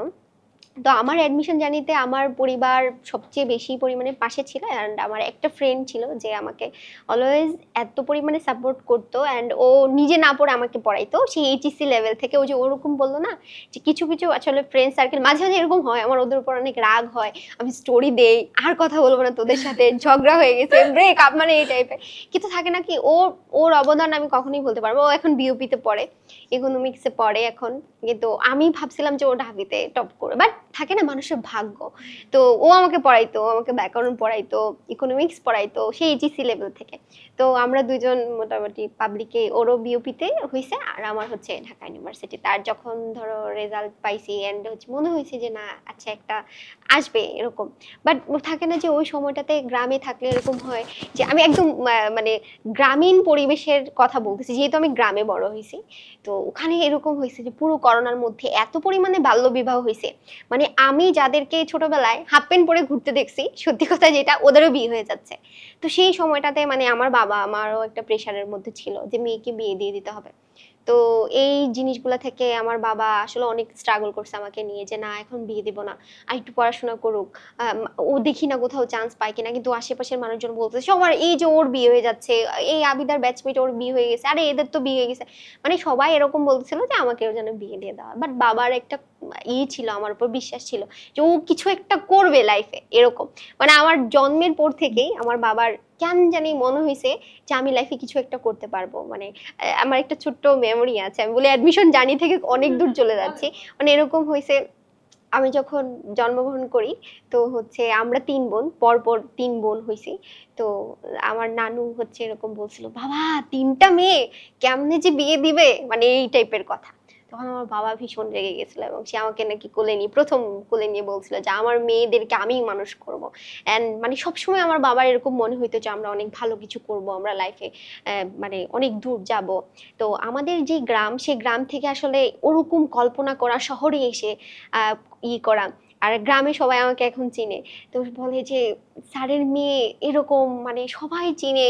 এটা আসলে আমার বাবার জন্য খুব প্রাউডের একটা ব্যাপার। এবং বাবা বলে যে তোমার জন্য সত্যি আমি অনেক প্রাউড ফিল করি, যদি আমি ওরকম লাইফে কিছুই এখনো করি নাই। বাট থাকে না গ্রামের মানুষজন খুব করে যে না স্যার তো ভালো কাজ করছে, স্যার মেয়েটা তো ভালো একটা জায়গায় গেছে, যাই হোক। তো এই অ্যাডমিশন জার্নিটা ফুললি ছিল হচ্ছে, বললাম না, ধৈর্য ধরে রাখছি, আর হচ্ছে প্রচুর প্রে করতাম আল্লাহর কাছে যে আমি জানি না, বলতাম যে যেটা আমার জন্য বেটার, ঢাকা ইউনিভার্সিটি দিতে হবে এমন না, যেটা আমার জন্য ভালো হবে, যেখানে গেলে হয়তো সবকিছু ঠিক হয়ে যাবে, এই যে একটা অস্থিতিশীল পরিবেশ সবকিছু ঠিক হয়ে যাবে এমন করে দেন। মানে আমি জাস্ট প্রে করতাম, প্রে এত প্রে করতাম, মানে আল্লাহ মনে হয় মাঝখানে বিরক্ত হয়ে আমাকে দিয়ে দিয়েছে, যা তোকে দিয়ে দিলাম ঢাকা ইউনিভার্সিটি, এরকম হয়েছে। তো এইভাবেই আলহামদুলিল্লাহ এখন এই পর্যায়ে আছি আর কি। বাহ, আমার মনে হয় যে অনেকেই আমাদের স্টুডেন্টরা বা আমাদের অডিয়েন্সরা অনেকেই আছে যে গ্রাম থেকে হয়তো শুনছে হ্যাঁ। বা হয়তো নিজের উপর একটু ডাউট থাকে যে আমি কি কখনো একটা বড় কিছু করতে আমি পারবো বলবো যে নাকি। আমি যদি আমি আসলে যে গ্রাম থেকে আসছি, তো আমার এলাকার অনেক স্টুডেন্টরা হয়তো এটা দেখবে, তো ওরা জানে যে খাগড়াছড়ির মতো একটা জায়গা যেখানে কোনো ইন্টারনেট কানেকশন থাকে না, যেখানে কোনো রাস্তাঘাট ভালো না, চিকিৎসা ব্যবস্থা ভালো না, কিচ্ছুই ভালো না, স্কুলগুলো দেখা যায় যে অবস্থা খুবই নড়বড়ে, টিচার পাওয়া যায় না। তো সেই জায়গা থেকে যদি আবিদ আপু, জানি না লাইফে এখনো কিছু করতে পারি নাই, এতটুকু স্ট্রাগল করে আসতে পারছি, তো আমি বলবো যে তোমাদের হাতে যে সুযোগ, ইউটিউবে ঢুকলে তোমরা ফ্রিতে এত জিনিস পাচ্ছ, তো তোমাদের তো বিশ্ব জয় করার কথা। এখন তো তোমাদেরকে আশা অনেক করি বেশি, তোমরা করে ফেলবা। হ্যাঁ ইনশাল্লাহ তোমরা অনেক ভালো করবা, যারা গ্রাম থেকে আছো আমার মতো, আমাকে দেখেই হয়তো ইন্সপায়ার্ড হয়ে তোমরা ভালো কিছু করবা ইনশাল্লাহ। আবিদাপুর একটা কথার সাথে আমরা নিজেদের জন্য যেটা ভেবে রাখি, আল্লাহ আমাদের জন্য আরো অনেক ভালো একটা প্ল্যান করে রাখে। আমার অ্যাডমিশনের সময় আমি যখন মেডিকেলের প্রিপারেশন নিয়েছি, আমার ছিল যে আমি এফএমসি তে এএমসি ক্যাডেট হিসেবে যাব। আমার ডিএমসি এর অনেক ফ্রেন্ডদেরই ছিল আমি ডিএমসি তেই পড়বো। খুবই ফ্র্যাঙ্কলি আমার আমি চিন্তা করি নাই ডিএমসির কথা, নট যে আমি এতই হয়ে গেছি, ওরকম না, আমার তখন ওইটা প্ল্যানই ছিল না। আমার ছিল আমি এফএমসি তে এমসি ক্যাডেট হিসেবে পড়ে, দ্যাটস মাই লাইফ প্ল্যান। তো ওখান থেকে হুট করে ডিএমসি, আর আমার মনে আছে পরীক্ষার আগের দিন রাতে থাকে না, পরীক্ষার আগের দিনের যে নার্ভস, তখন আমার মনে হচ্ছে আচ্ছা আল্লাহ আমার জন্য যেটা ভালো হয় সেটাই যাতে হয়, কারণ আমি অনেক স্ট্রেস লাগতেছিল যে কি করব, সামনে গিয়ে কি হবে। আর মেডিকেলের এক্সামটা তো অনেক নার্ভাস, এবং এর আগে আমার যে এমআইএসটির এক্সাম ছিল, এক্সামের দিন সকালবেলা আম্মু গিয়ে পুরা হুট করে অজ্ঞান হয়ে গেছিল, অ্যান্ড আম্মুর ডিহাইড্রেশন, খুবই খারাপ অবস্থা হয়েছিল, অ্যান্ড হসপিটালে ভর্তি ছিল। আমার সিট ছিল গিয়ে ঢাকা ক্যান্ট গার্লসে। তো আমি সাভার ক্যান্টনমেন্ট থেকে এখান পর্যন্ত আসার সময় আমি গাড়িতে কান্না করতে করতে যে আমার সাথেই কেন হয়, আম্মুই কেন, আমার এরকম যে আমি আম্মুর সাথে অনেক ক্লোজ, তো আম্মুর এরকম অসুস্থ হয়ে গেছে। আমার তখন পরীক্ষার হলে যাইতে যেতে আমার পুরো একদম খুব খারাপ অবস্থা হয়ে গেছিল, অ্যান্ড পরীক্ষার হলে গিয়ে আমি রুদ্ধতাপীয় প্রক্রিয়া আর কাজের সূত্র পারতেছিলাম না ফার্স্টে। তো পরীক্ষা দিয়ে বের হয়ে আমার মনে হচ্ছে আমি অনেক ভুল করছি, কারণ সবাই শুনতেছিলাম যে 100-তে 100 পাবো, এরকম সবাই বলতেছে। এরকম সবসময় শোনা যায়। আমি এটাতেও চান্স পাবো না, আম্মু অসুস্থ, আমি কি করলামটা কি এতদিন ধরে। পরে তো যাক আলহামদুলিল্লাহ সব ঠিকঠাক মতো আছে। সো নিজের উপর ওই ট্রাস্টটা থাকা যে যত যাই হোক ইনশাল্লাহ আল্লাহ তোমার জন্য যেই প্ল্যানটা রাখছে সেটা বেস্ট। এবং আমার এক ফ্রেন্ড, ওর গিয়ে মেডিকেলে সবচেয়ে বেশি, আমাদের মধ্যে যার বেশি ছিল ওরই বোধহয় সবচেয়ে বেশি, অ্যান্ড ওর মেডিকেল আনফর্চুনেটলি হয় নাই, বাট ও এখন বিএমএতে, ও কি আমার আগে মনে হয় নেক্সট ইয়ার বের হয়ে যাবে। সো ইটস লাইক তুমি যেটা তোমার জন্য ভেবে রাখছো আল্লাহ তোমার জন্য, আর বা তুমি যদি অন্য ধর্মের হয়ে থাকো, তোমার জন্য সৃষ্টিকর্তা সেটা তোমার জন্য আরো ভালো অনেক প্ল্যান রাখছে। এটা ভেঙে পড়া যাবে না যে একটা কিছু হয় না, প্লাস আসে নাই, গোল্ডেন আসে নাই, এগুলো নিয়ে আসলে পেইন খাওয়া যাবে না। যে তবে এটা আবার আল্লাহর উপরে সব ভরসা করে দিয়ে না পড়াশোনা করে একদম চিত হয়ে পড়ে থাকলাম, এটা করলে হবে না। যেটা করতে হবে ভরসা দেখে, আচ্ছা এটা এবার হয় নাই, আরেকটু এফোর্ট দিলে হয়তো আমার সামনে ভালো কিছু হবে, বাট ধৈর্য রাখতে হবে। কেন হইলো না, কেন দিল না আল্লাহ, কেন আমার সাথে বারবার এমন হচ্ছে, এটা করা যাবে না। এটাতে সৃষ্টিকর্তা অসন্তুষ্ট হয়, বাট দেখবা এমন জিনিস তোমাকে ফিরাই দিবে, সেটা তুমি শুকরিয়া আদায় করে শেষ করতে পারবে না। আচ্ছা আবিদা আপু, আপনি তো মিউজিক ডিপার্টমেন্টে পড়াশোনা করছেন, এটা কি নিজে থেকেই চুজ করা হয়েছে? আমি ছোটবেলা থেকেই এক্সট্রা কারিকুলাম যে অ্যাক্টিভিটিস গুলো ছিল এগুলোর সাথে প্রচুর কানেক্টেড ছিলাম। তো আমার প্রচুর প্রাইজ আছে, এবং আমার পুরো এলাকার মধ্যে সবাই আমাকে চিনতো, এক নামে চিনতো। আমি ছোটবেলা থেকে টুকটাক আবৃত্তি, নাচ গান, তারপরে অভিনয়, এগুলো সব কিছুই আমি ভালো স্টুডেন্টও ছিলাম, এই যে সব জিনিসও করতাম। অ্যান্ড আমার স্কুলে এমন নাম ছিল যে অলরাউন্ডার আবিদা, ওকে যা বলবো তাই করতে পারবে। আমাদের টিচাররা বলতো যে উপস্থাপনা কে করবে, আবিদাকে নিয়ে এসো, আমাদের গেস্টকে কে রিসিভ করবে, আবিদাকে নিয়ে এসো, যা আবৃত্তি করবে ওকে নিয়ে এসো। যদিও আমাদের ক্লাসে আরো আবৃত্তি করার মতো অনেক মানুষজন থাকতো, ওরাও করতো, বাট আমার কেন জানি সবাই আমাকে করতো যে ও খুব সুন্দর করে প্রেজেন্ট করতে পারে, বাট ওর এক্সপ্রেশন অনেক ভালো। তো এটার জন্য দেখা যেত যে টুকটাক করে। তো আর ছোটবেলায় গানের হাতে করি আমার বাবার হাত ধরে। আমার বাবা আসলে অলরাউন্ডার ছিলেন, তো উনি সব পারতেন। উনি যেহেতু টিচার ছিলেন, ওনাদের যে পিটিআই ট্রেনিংটা দেওয়া হয় ওখানে কিন্তু সবকিছু শেখানো হয়। তো বাবা টুকটাক যেগুলো তিনি শিখতেন উনি আমাদেরকেও শিখাতেন। তো সেখান থেকে, এবং আমি 6 থেকে তোমার 7 বছর ঊর্ধ্ব এরকম একটা কম্পিটিশন হয়েছিল, গানের কম্পিটিশন। সেখানে আমি 3rd স্টেজ পর্যন্ত গেছিলাম, মানে সবচেয়ে জুনিয়র আর্টিস্ট হিসেবে গানে আমি সেখানে গেছিলাম। তো মোটামুটি গান আমার করা হয়েছিল ছোটবেলা থেকে। তো মাঝখানে এই যে বললাম না, সায়েন্স থেকে যখন আর্টসে চলে আসি, একটা নিজের মধ্যে জেদ কাজ করতো, সব কিছু বাদ দিয়ে দিয়েছিলাম। আমি কলেজ লাইফে কোনো মানে পড়াশোনা ছাড়া আর কিছুই করি নাই। তো এটা আমি বলবো যে এই কাজটা যারা কলেজ উঠবা একদমই করবা না। তোমরা হচ্ছে এক্সট্রা যে আরো কারিকুলামগুলো আছে সেগুলো তো অবশ্যই তোমরা জয়েন দিবা, এটা খুব দরকার। বাট আমি হচ্ছে হামদ নাচ প্রতিযোগিতা হইতো, তো ওগুলো করতাম এবং ওগুলোতে আমি প্রাইজও পাইতাম। গলায় টুকটাক ভালো ছিল, এত ভালো ছিল না। তো হামদ নাচ এগুলা গাইতাম, আমার মানে মোটামুটি প্রাইজ টাইজ নিয়ে চলে আসতাম। তো গানটা যেহেতু আগে থেকেই করছি, আর মানে মিউজিক ডিপার্টমেন্টে যখন চান্স আসছে, মানে স্বভাবতই অনেকেই এটাতে ভেটো দিছে যে পড়ার দরকার নাই, বা জগন্নাথও আমার সাবজেক্ট চলে আসতো, পজিশন আমার গুচ্ছতে ভালো ছিল। তো বাবার একটা ইচ্ছে ছিল যে ঢাকা ইউনিভার্সিটিতেই পড়তে হবে, মানে বাবার হচ্ছে সেটা যেই হোক, ঢাকা ইউনিভার্সিটিতে যাতে পড়াশোনা করে তারা আসলে কোথাও আটকায় না, ইনশাল্লাহ একটা না একটা কিছু তারা করে ফেলে। আর আমাদের পজিশনগুলো এমন হয় খুবই কম মার্কের ব্যবধানে দেখা যায় যে মানে 1000 থেকে তোমাকে একদম 5000 পর্যন্ত নিয়ে চলে যাবে, একদম 0.5 0.25। তো তার মানে এই না যে ধরো মানে এরকম আমরা অনেকে ভাবে যে মিউজিকে পড়ে, তারপর হচ্ছে থিয়েটারে পড়ে, তারপর হচ্ছে কি হয় সায়েন্সের কিছু সাবজেক্ট আছে এরকম পড়ে, তার মানে এরা মনে হয় ভালো স্টুডেন্ট না। কিন্তু দেখা যায় যে এই পয়েন্টের একটু একটু ব্যবধানের জন্য কিন্তু পজিশন একটু উপর নিচ হয়, এই জন্য যে যে সাবজেক্ট আসলে বাংলাদেশের শিক্ষা ব্যবস্থাটাই এমন। তো সেটার জন্য যে বাবার বললাম একটা ইচ্ছে ছিল, যে বাবা বলছে যে তুমি মিউজিক ডিপার্টমেন্টে পড়ো, 4 বছরের পড়াশোনায় তো কিছু নেই, তারপরে তুমি অন্য দিকে যদি তোমার মুভ করতে ইচ্ছাই করবা, বাট যদি তোমার কাছে মিউজিকটা ভালো লাগে সেটা নিয়ে তুমি আগাবা। বাট আমার টিচিং প্রফেশন, আমি ছোটবেলা থেকে বাবাকে দেখে দেখে বড় হয়েছি, তো এটাই আমার ভালো লাগে, এটাই এখন করতেছি, ফিউচারে হয়তো এটা নিয়েই আগাবো। তো আপাতত এই আর কি। বাট তুমি বললে না চয়েসটা আসলে কার ছিল, চয়েস যদি বলি বাবার চয়েস ছিল। মানে আমারও ভালো লাগতো টুকটাক, মানে কারণ আমাদের তো 2-3 ধাপে ভাইবা হয়, যদি নিজের ভিতরে সেই ইচ্ছাটা না থাকে তুমি কিন্তু ভাইবাতে ভালো করতে পারবা না। তো আমাদের দুই 2 থেকে 3টা ধাপে ভাইবা হয়েছিল, আমাদের অনেকগুলো সেক্টরে আমাদের ভয়েস দেখা হয়, আমাদের তাল ঠিক আছে কিনা, অনেক বিষয় থাকে এখানে। তো এগুলো দিয়ে কিন্তু তারপরে তারা সিলেক্ট করে যে এই মেয়েটা এই ডিপার্টমেন্টে পড়ার জন্য উপযুক্ত কিনা, বা এই স্টুডেন্টটা উপযুক্ত কিনা। তো সেক্ষেত্রে বাবার ইচ্ছেও ছিল এবং আমারও তো ইচ্ছে ছিল, সবকিছু মিলেই দেন মিউজিক ডিপার্টমেন্টে আসা। অহনাপু, এর আগে আমি সিলেবাসের বাইরের যে 2টা এপিসোড করেছি সেইগুলো হচ্ছে মোটামুটি অ্যান্টি মেডিকেল ছিল, যে আমার গেস্ট যারা ছিল তারাও হচ্ছে কখনো না, শুধু সাদমান ভাইয়া বাদে যে অ্যান্টি মেডিকেল। আমিও এরকম যে মেডিকেল সবসময় ভয় পাইতাম, স্পেশালি আমার লেখাপড়াটা অনেক প্রেশার মনে হতো, তার উপরে হচ্ছে প্রফেশনটাও আমার কাছে অনেক কঠিন মনে হয়, যে আমি মানুষের দুঃখ কষ্ট দেখতে থাকবো সারা জীবন, তারপরে এত বেশি একাডেমিক প্রেশার। তো আমার কাছে মনে হয় যে কারো যদি নিজে থেকে ইচ্ছা না থাকে যে আমি এই প্রফেশনে থাকতে চাই, তার জন্য কোপ আপ করাটা অনেক কঠিন। যে আমরা দেখতে পাই যে মেডিকেলে অনেক স্টুডেন্টরা ডিপ্রেসড হয়ে যাচ্ছে, হয়তো অনেকে সুইসাইড করতেছে বা এমনি অনেক ডিপ্রেসড হয়ে যাচ্ছে।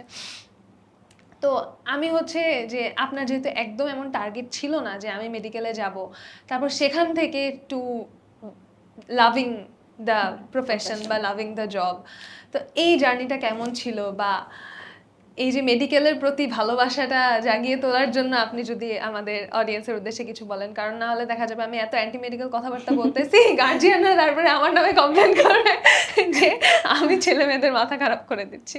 আচ্ছা, বিষয়টা হচ্ছে আমি যখন মেডিকেলের প্রিপারেশন নিচ্ছিলাম, ওই যে আমি একটা সিরিজের কথা বললাম, আমার ফার্স্ট মেডিকেলের প্রতি যেই অ্যাট্রাকশনটা ছিল ওটা হচ্ছে 6-এ যখন আমরা ক্যাডেটের ফর্ম ফিল আপ করি, তখন হচ্ছে পুরা অ্যাজ আ হোল মনে হয় যে তোমার ফুল ফ্যামিলির বায়োডাটা দিতে হচ্ছে।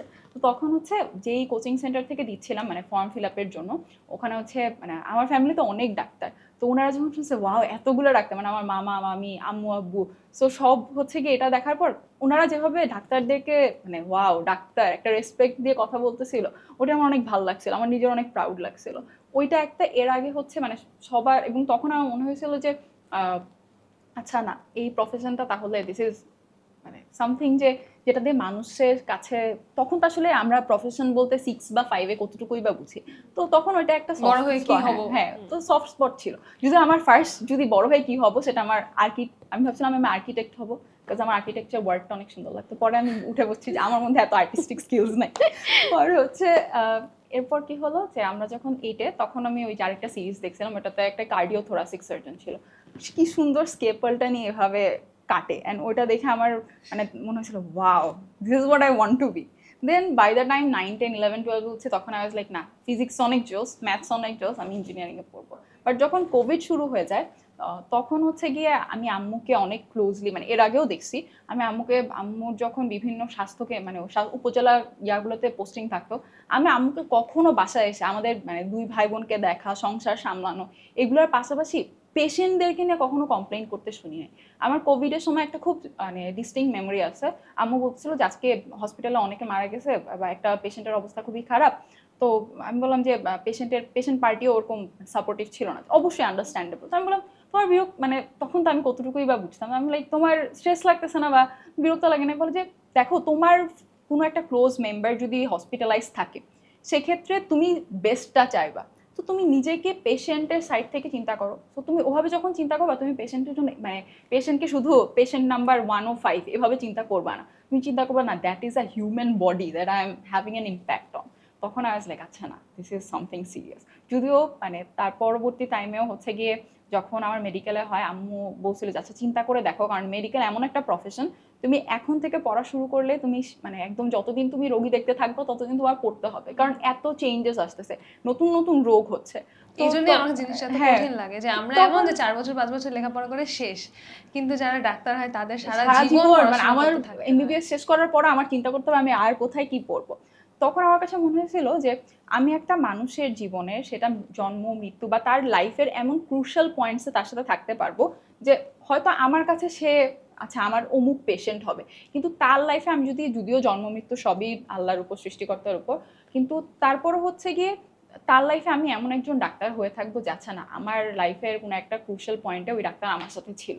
তো তাদের লাইফের এই পয়েন্টটাতে থাকতে পারাটা আমার কাছে মনে হচ্ছে আচ্ছা না, this is something I want to do. আমি মানুষের জীবনে ওরকম একটা ইম্প্যাক্ট ফেলতে, this is something worth all the pain. হ্যাঁ, ওয়ার্থ অল দ্য পেইন।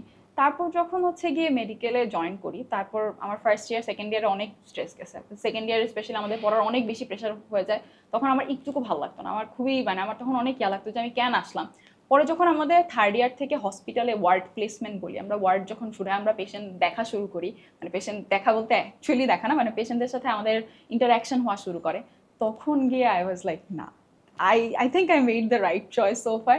এত ভাল লাগে, কাজ প্রত্যেকবার যখন একটা পেশেন্ট সুস্থ হয়ে যাচ্ছে বা পেশেন্ট মানে সত্যি যে থ্যাংক ইউ আপু বা থ্যাংক ইউ ম্যাডাম এভাবে বললে, তখন না অনেক ভাল লাগে। এবং স্পেশালি আমি গাইনি ওয়ার্ডের কথা বলতেছিলাম, আমাদের কয়েকদিন আগে গাইনি ওয়ার্ড ছিল, একটা নতুন বাচ্চা, মানে একটা বাচ্চা যখন জন্ম হচ্ছে, মার ওই মোমেন্টের মা কান্না করতেছে, সবাই লাইক ওই ওটিতে সবাই অনেক স্ট্রেস যে আচ্ছা বাচ্চাটা সুস্থ মতো মানে বর্ন হোক, অ্যান্ড বাচ্চাটা যখন বের হয়ে আসে তখন কান্না করার পর সবাই হাফ ছেড়ে বাঁচে সব, এবং এত ইথেরিয়াল একটা এক্সপিরিয়েন্স, আই থিঙ্ক মানে অন্য কোনো ওয়ার্ড দিয়ে ওই এক্সপিরিয়েন্সটা বোঝানো যাবে না। অ্যান্ড ওই ফার্স্ট আমরা যেদিন ডেলিভারি দেখি, ওইটার পর আই ওয়াজ লাইক আচ্ছা না, I think I love my profession. আরেকটা জিনিস হচ্ছে মানে সৃষ্টিকর্তার পর যদি আমরা আসলে নিজের সুস্থতার জন্য যাকে বিশ্বাস করি সবচেয়ে বেশি, যাকে বেশি ভরসা করি, সে কিন্তু ডাক্তার। মানে আমার নলেজটা কিন্তু আমি শুধু পরীক্ষা পাস করার জন্য করতেছি না, আমার ওইটা আমি মানুষ মানে একটা মানুষের জীবনের উপর ওটা ইম্প্যাক্ট ফেলতেছে। এবং আমিও যখন লেসিক করাইছি, আমার যে আঙ্কেল ছিল, যে ডক্টর ছিল, উনি আসার পর আমার সেকেন্ড যখন করা লাগছে, উনি যখন আসতেছিলেন, উনি আসার পর আমি লাইক আঙ্কেল চলে আসছে, মানে ওই ফিলিংটা ডক্টরের সাথে, মানে একটা ডক্টর কতটা ইম্প্যাক্ট ফেলে। আমি কিন্তু তখন মেডিকেল স্টুডেন্ট, আমি এই সম্পর্কে ওয়েল অ্যাওয়্যার, এডুকেটেড, তারপরও আমার ভয় লাগতেছিল। কিন্তু উনি যখন চলে আসছে, একটা ডক্টর কতটা ইম্পর্টেন্ট রোল প্লে করে, তো ওনার সাথে আমি যতবার হচ্ছে গিয়ে ফলো আপে যাই, ততবার আমার মনে হয় যাচ্ছে না, মানে I think I want to B someone like them ইনশাআল্লাহ। তো এটা নিজের আরেকটা জিনিস, তোমার যদি তুমি মেডিকেলে আসো বা মেডিকেলে আসার প্ল্যান থাকে কারো, হ্যাঁ আম্মু আব্বু চাবে, তুমি যদি তোমার একটুকু ইচ্ছা না থাকে, কাইন্ডলি আম্মু আব্বুর সাথে, ওই যে বললাম প্যারেন্টসের সাথে একটা ভালো বন্ডিং থাকা খুবই ইম্পর্টেন্ট, তোমার কথাটা বুঝিয়ে বলো, কারণ তোমার যদি ইন্টারেস্ট না থাকে, তোমাকে জোর করে তুমি আসতেছো, তোমার অনেক কষ্ট হবে। সত্যি কথা, আমাদের এরকম অনেক ফ্রেন্ড আছে যারা হাফওয়ে থ্রু এসে দিয়ে ড্রপড আউট, এরকম বেশ অনেকে আছে, এবং অনেকে মানে ফার্স্ট বেশ অনেকদিন ডিপ্রেস ছিল, এবং তারা কিন্তু অনেক ভালো স্টুডেন্ট, তারপরে এখানে এসে ওদের they were like not able to cope up in the beginning. So তোমার যদি একদমই কোনো ইন্টারেস্ট না থাকে, তাহলে প্যারেন্টসকে বুঝিয়ে বলো, আর প্যারেন্টসরা যদি দেখে, তাহলে আই উড সে যে ওদেরকেও ওই স্পেসটা দেওয়া হোক, যাতে ওরা নিজেদের ওই প্রফেশনটা চুজ করতে পারে যেখানে ওদের মনে হয় যে ইন্টারেস্ট আছে। আপনাদের দুজনেরই তো হচ্ছে হল লাইফ এক্সপিরিয়েন্স করা হয়েছে, একদম। আমার হয় নাই, ভেরি আনলাকি। তো হল ভেরি লাকি। লাকি। আচ্ছা ঠিক আছে, সেটাই শুনবো যে কেন লাকি বা কেন আনলাকি। আপনাদের হল লাইফের এক্সপিরিয়েন্সটা কেমন ছিল আবিদ আপু? আমার প্রথম আমার পুরোটাই বাজে ছিল। আমি বলবো না যে হল লাইফে আমি অনেক এনজয় করছি, এটা বলবো না। আমার হল লাইফে আমার লাইফটাকেই কেমন যেন একদম হল বানায় লাইফের দিছে। লাইফই চলে গেছে। জীবনের মানেই আমি হারায় ফেলছিলাম যে আসলে আমি কেন আসছি এখানে, মানে এখানে থাকার কষ্ট, খাওয়ার কষ্ট, এটা বাস্তবতা। তোমরা ভাবো ঢাকা ইউনিভার্সিটি মানে অনেক কিছু, বাট এখানে আসলে যে কত কিছু ফেস করতে কারণ হয়। ঢাকা ইউনিভার্সিটিতে মেয়েদের কিন্তু একটা হল মেয়েদের সংকট আছে। আছে, তো খাবারের সমস্যা, পানির সমস্যা, আমাদের তো তারপর হলই ভেঙে পড়তেছে। ওদের তো হলই ভেঙে পড়তেছে। আচ্ছা, সেই তুলনায় আমার কষ্ট একটু কম। তো তারপরে হচ্ছে জীবন তোমার, তো আছে। হ্যাঁ, তার সাথে তো ছাড় পোকার কামড় হচ্ছে ফ্রি, এটা ফ্রিতেই দেওয়া হয় হল কর্তৃপক্ষ থেকে, এটা ফ্রিতেই আমরা পেয়ে থাকি। তার সাথে ফার্স্ট ইয়ার সেকেন্ড ইয়ার খুবই বাজে কিছু এক্সপিরিয়েন্স ছিল।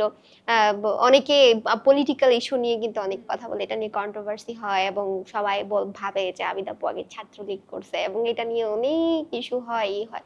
তো আসলে আমার এক ফ্রেন্ডের ইয়েতে, মানে আমার ফ্রেন্ড আমাকে বলছিল যে তুই হলে থাকলে, আমাদের এখান থেকে তো ক্লাস কাছাকাছি, আমরা সকাল যেহেতু আমাদের পুরো সেমিস্টার জুড়ে 8টার ক্লাস, হলে চলে আয়, তাহলে আমরা হল থেকে দুজন একসাথে এই কথা। আমি বললাম যে এত তাড়াতাড়ি সিট পাবো কিভাবে, কারণ আমি কিছুই জানতাম না। তো পরে বলতেছিল যে আচ্ছা এখানে পলিটিক্যালি থাকা যায়, হচ্ছে একটু প্রোগ্রাম করতে হবে, তারপরে 3-4 মাসের মাথায় সিট দিয়ে দেয়। তা আমি বলছি যে আচ্ছা ফার্স্ট ইয়ারে প্রোগ্রামের তেমন কি করতে হবে, যাই, ফ্রেন্ডের সাথে থাকলে তো আর তেমন খারাপ লাগবে না। সেখান থেকে আসলে হলে যাওয়া, এবং হলে যাওয়ার পর যা কিছু দেখলাম, আমি আমার লাইফে এগুলা করি নাই। মানে আমাদের ওখানে বলা হইতো যে ক্লাস হচ্ছে তোমার সেকেন্ড অপশন, ফার্স্ট হচ্ছে প্রোগ্রাম করতে হবে, প্রোগ্রাম হচ্ছে ইউর ফার্স্ট অপশন, প্রোগ্রাম করে সময় থাকলে তুমি ক্লাস করবা, এই টাইপের। মানে এমনও হইতো যে আমি আমার ফ্রেন্ড অনেক কান্না করতাম, আমরা ক্লাসে যাইতে পারতাম না, ক্লাস মিস হইতো, আমরা ঘন্টার পর ঘন্টা বৃষ্টির মধ্যে দাঁড় করা রাখছে, ঘন্টার পর ঘন্টা মধুতে আমাদেরকে দিয়ে প্রোগ্রাম করাচ্ছে। তো তারপর হচ্ছে দুপুরের খাবার খেতে পারতাম না, রাতে ঠিক মতো ঘুমাইতে পারতাম না, 11টা বাজে মিটিং ডাকা হতো, এই করতো সেই করতো, আজকে কে অপরাধ করছে, কালকে কে, র্যাগিং টাইপের, মানে যা কিছু হয়। আর রুমের মধ্যে একজন লিডার থাকতো, রুমের মধ্যে যদি কেউ খারাপ কিছু করে, এটা হচ্ছে বড় লিডারকে জানিয়ে দেওয়া একদম হয়তো। 24 ঘন্টা 24 সারা ঘন্টা একটা, observation। মানে আমি একটা বোতলে ঢাকনা পড়ে যাচ্ছে ফ্লোরের মধ্যে, এটাও মানে একটা আতঙ্কে থাকতাম, সিনিয়র বকা দিচ্ছে। আমরা রুমে নামাজ পড়তে পারতাম না, যেহেতু আমি রেগুলারিটি মেনটেন করতাম। তো আমি রুমের মধ্যে নামাজ পড়লে, মানে আমরা এত মানুষ ছিলাম একটা রুমের মধ্যে, আমরা 14 থেকে, একটা ছোট রুমের মধ্যে 14 থেকে 15টা মেয়ে থাকতাম। আমি যদি নামাজ পড়তে দাঁড়াইতাম, তাহলে দেখা যেত যে আর বাকি কেউ হাঁটতে পারতো না। তো আমরা নামাজের রুমে, আমার বেশিরভাগ সময় দেখা যেত আমি নামাজের রুমে ঘুমাইতাম। তারপর হচ্ছে আমাদের মাঠ ছিল, বটতলা ছিল, সেখানে আমার দুপুরবেলা ঘুমানো হইতো, আমরা ফ্রেন্ডরা মানে এরকম কষ্ট করছে। তো পরে হচ্ছে আমার ফুড পয়জনিং হয়ে যায়, মানে ফার্স্ট ইয়ারে খুবই খারাপ অবস্থা আমার, হচ্ছে ওজন কমে যায় অনেক বেশি, তো আমার শরীর একদম ভঙ্গুর হয়ে যায়। তো সেখান থেকে এগুলো আমার লাইফের এই জিনিসপাতি, কারণ আমি ছোটবেলা থেকে অনেক আদরে বড় হয়েছি, যেহেতু আমি ফ্যামিলির সবচেয়ে ছোট। তো আমার ভাই বোনরা যখন এইসব দেখছে, দেখার পর তো ওদের আর বলার কিছু নেই। উপরে আমার বোন, মেজো বোন আমাকে হচ্ছে তার কাছে নিয়ে গেছিল, তো বলছে তুমি এখান থেকে এসে ক্লাস করবা, করবা। তো এই হচ্ছে হল লাইফ। তো হল লাইফের মধ্যে আসলে খারাপ আছে, ভালো আছে। ভালো যেটা, সেটা হচ্ছে সবার সাথে মিশে চলার যে একটা ইয়ে। তো এটা সবাই মানে একটা কথাই আছে যে যারা নাকি হল লাইফে টিকতে পারে, ওদের শ্বশুর বাড়িতে গিয়ে কখনো কোনো সমস্যা হয় না। শাশুড়ির সাথে, শাশুড়ি আর ননদ যতই দরজাল হোক, তাহলে ওদের সাথে নাকি খাইতে পারে। তো আমরা এটা সত্যি, আমি মন থেকে মানি, কারণ রুমের মধ্যে এমন এমন কিছু সিনিয়র থাকে বা জুনিয়র থাকে, এমন খেটে টাইপের। তো এদের সাথে তুমি যদি বন্ডিং রেখে চলতে পারো, মনে হয় যে শাশুড়ি আর ননদ কি জিনিস, এগুলো কিছুই না। তাহলে সেই দিক থেকে আমি বলবো যে হল লাইফের এই এক্সপিরিয়েন্সটা আমাকে অনেক, হয়তো ফিউচারে কাজে দিবে, যখন আমি বিয়ে শাদী করবো, হয়তো আমার ফিউচারে এটা অনেক বেশি কাজে দিবে। তো এই একটা ভালো জিনিস হচ্ছে আমি পাইছি হল থেকে। আর হলের খাবার দাবারের দাম কম, তো টাকা পয়সা অনেক বেঁচে যাইতো, এটা একটা সুবিধা বলা যাইতে পারে। এবং সময় অনেক বেঁচে যেত ক্লাসে যাইতে, আর যেমন বাসা থেকে যাইতে অনেক প্যারা।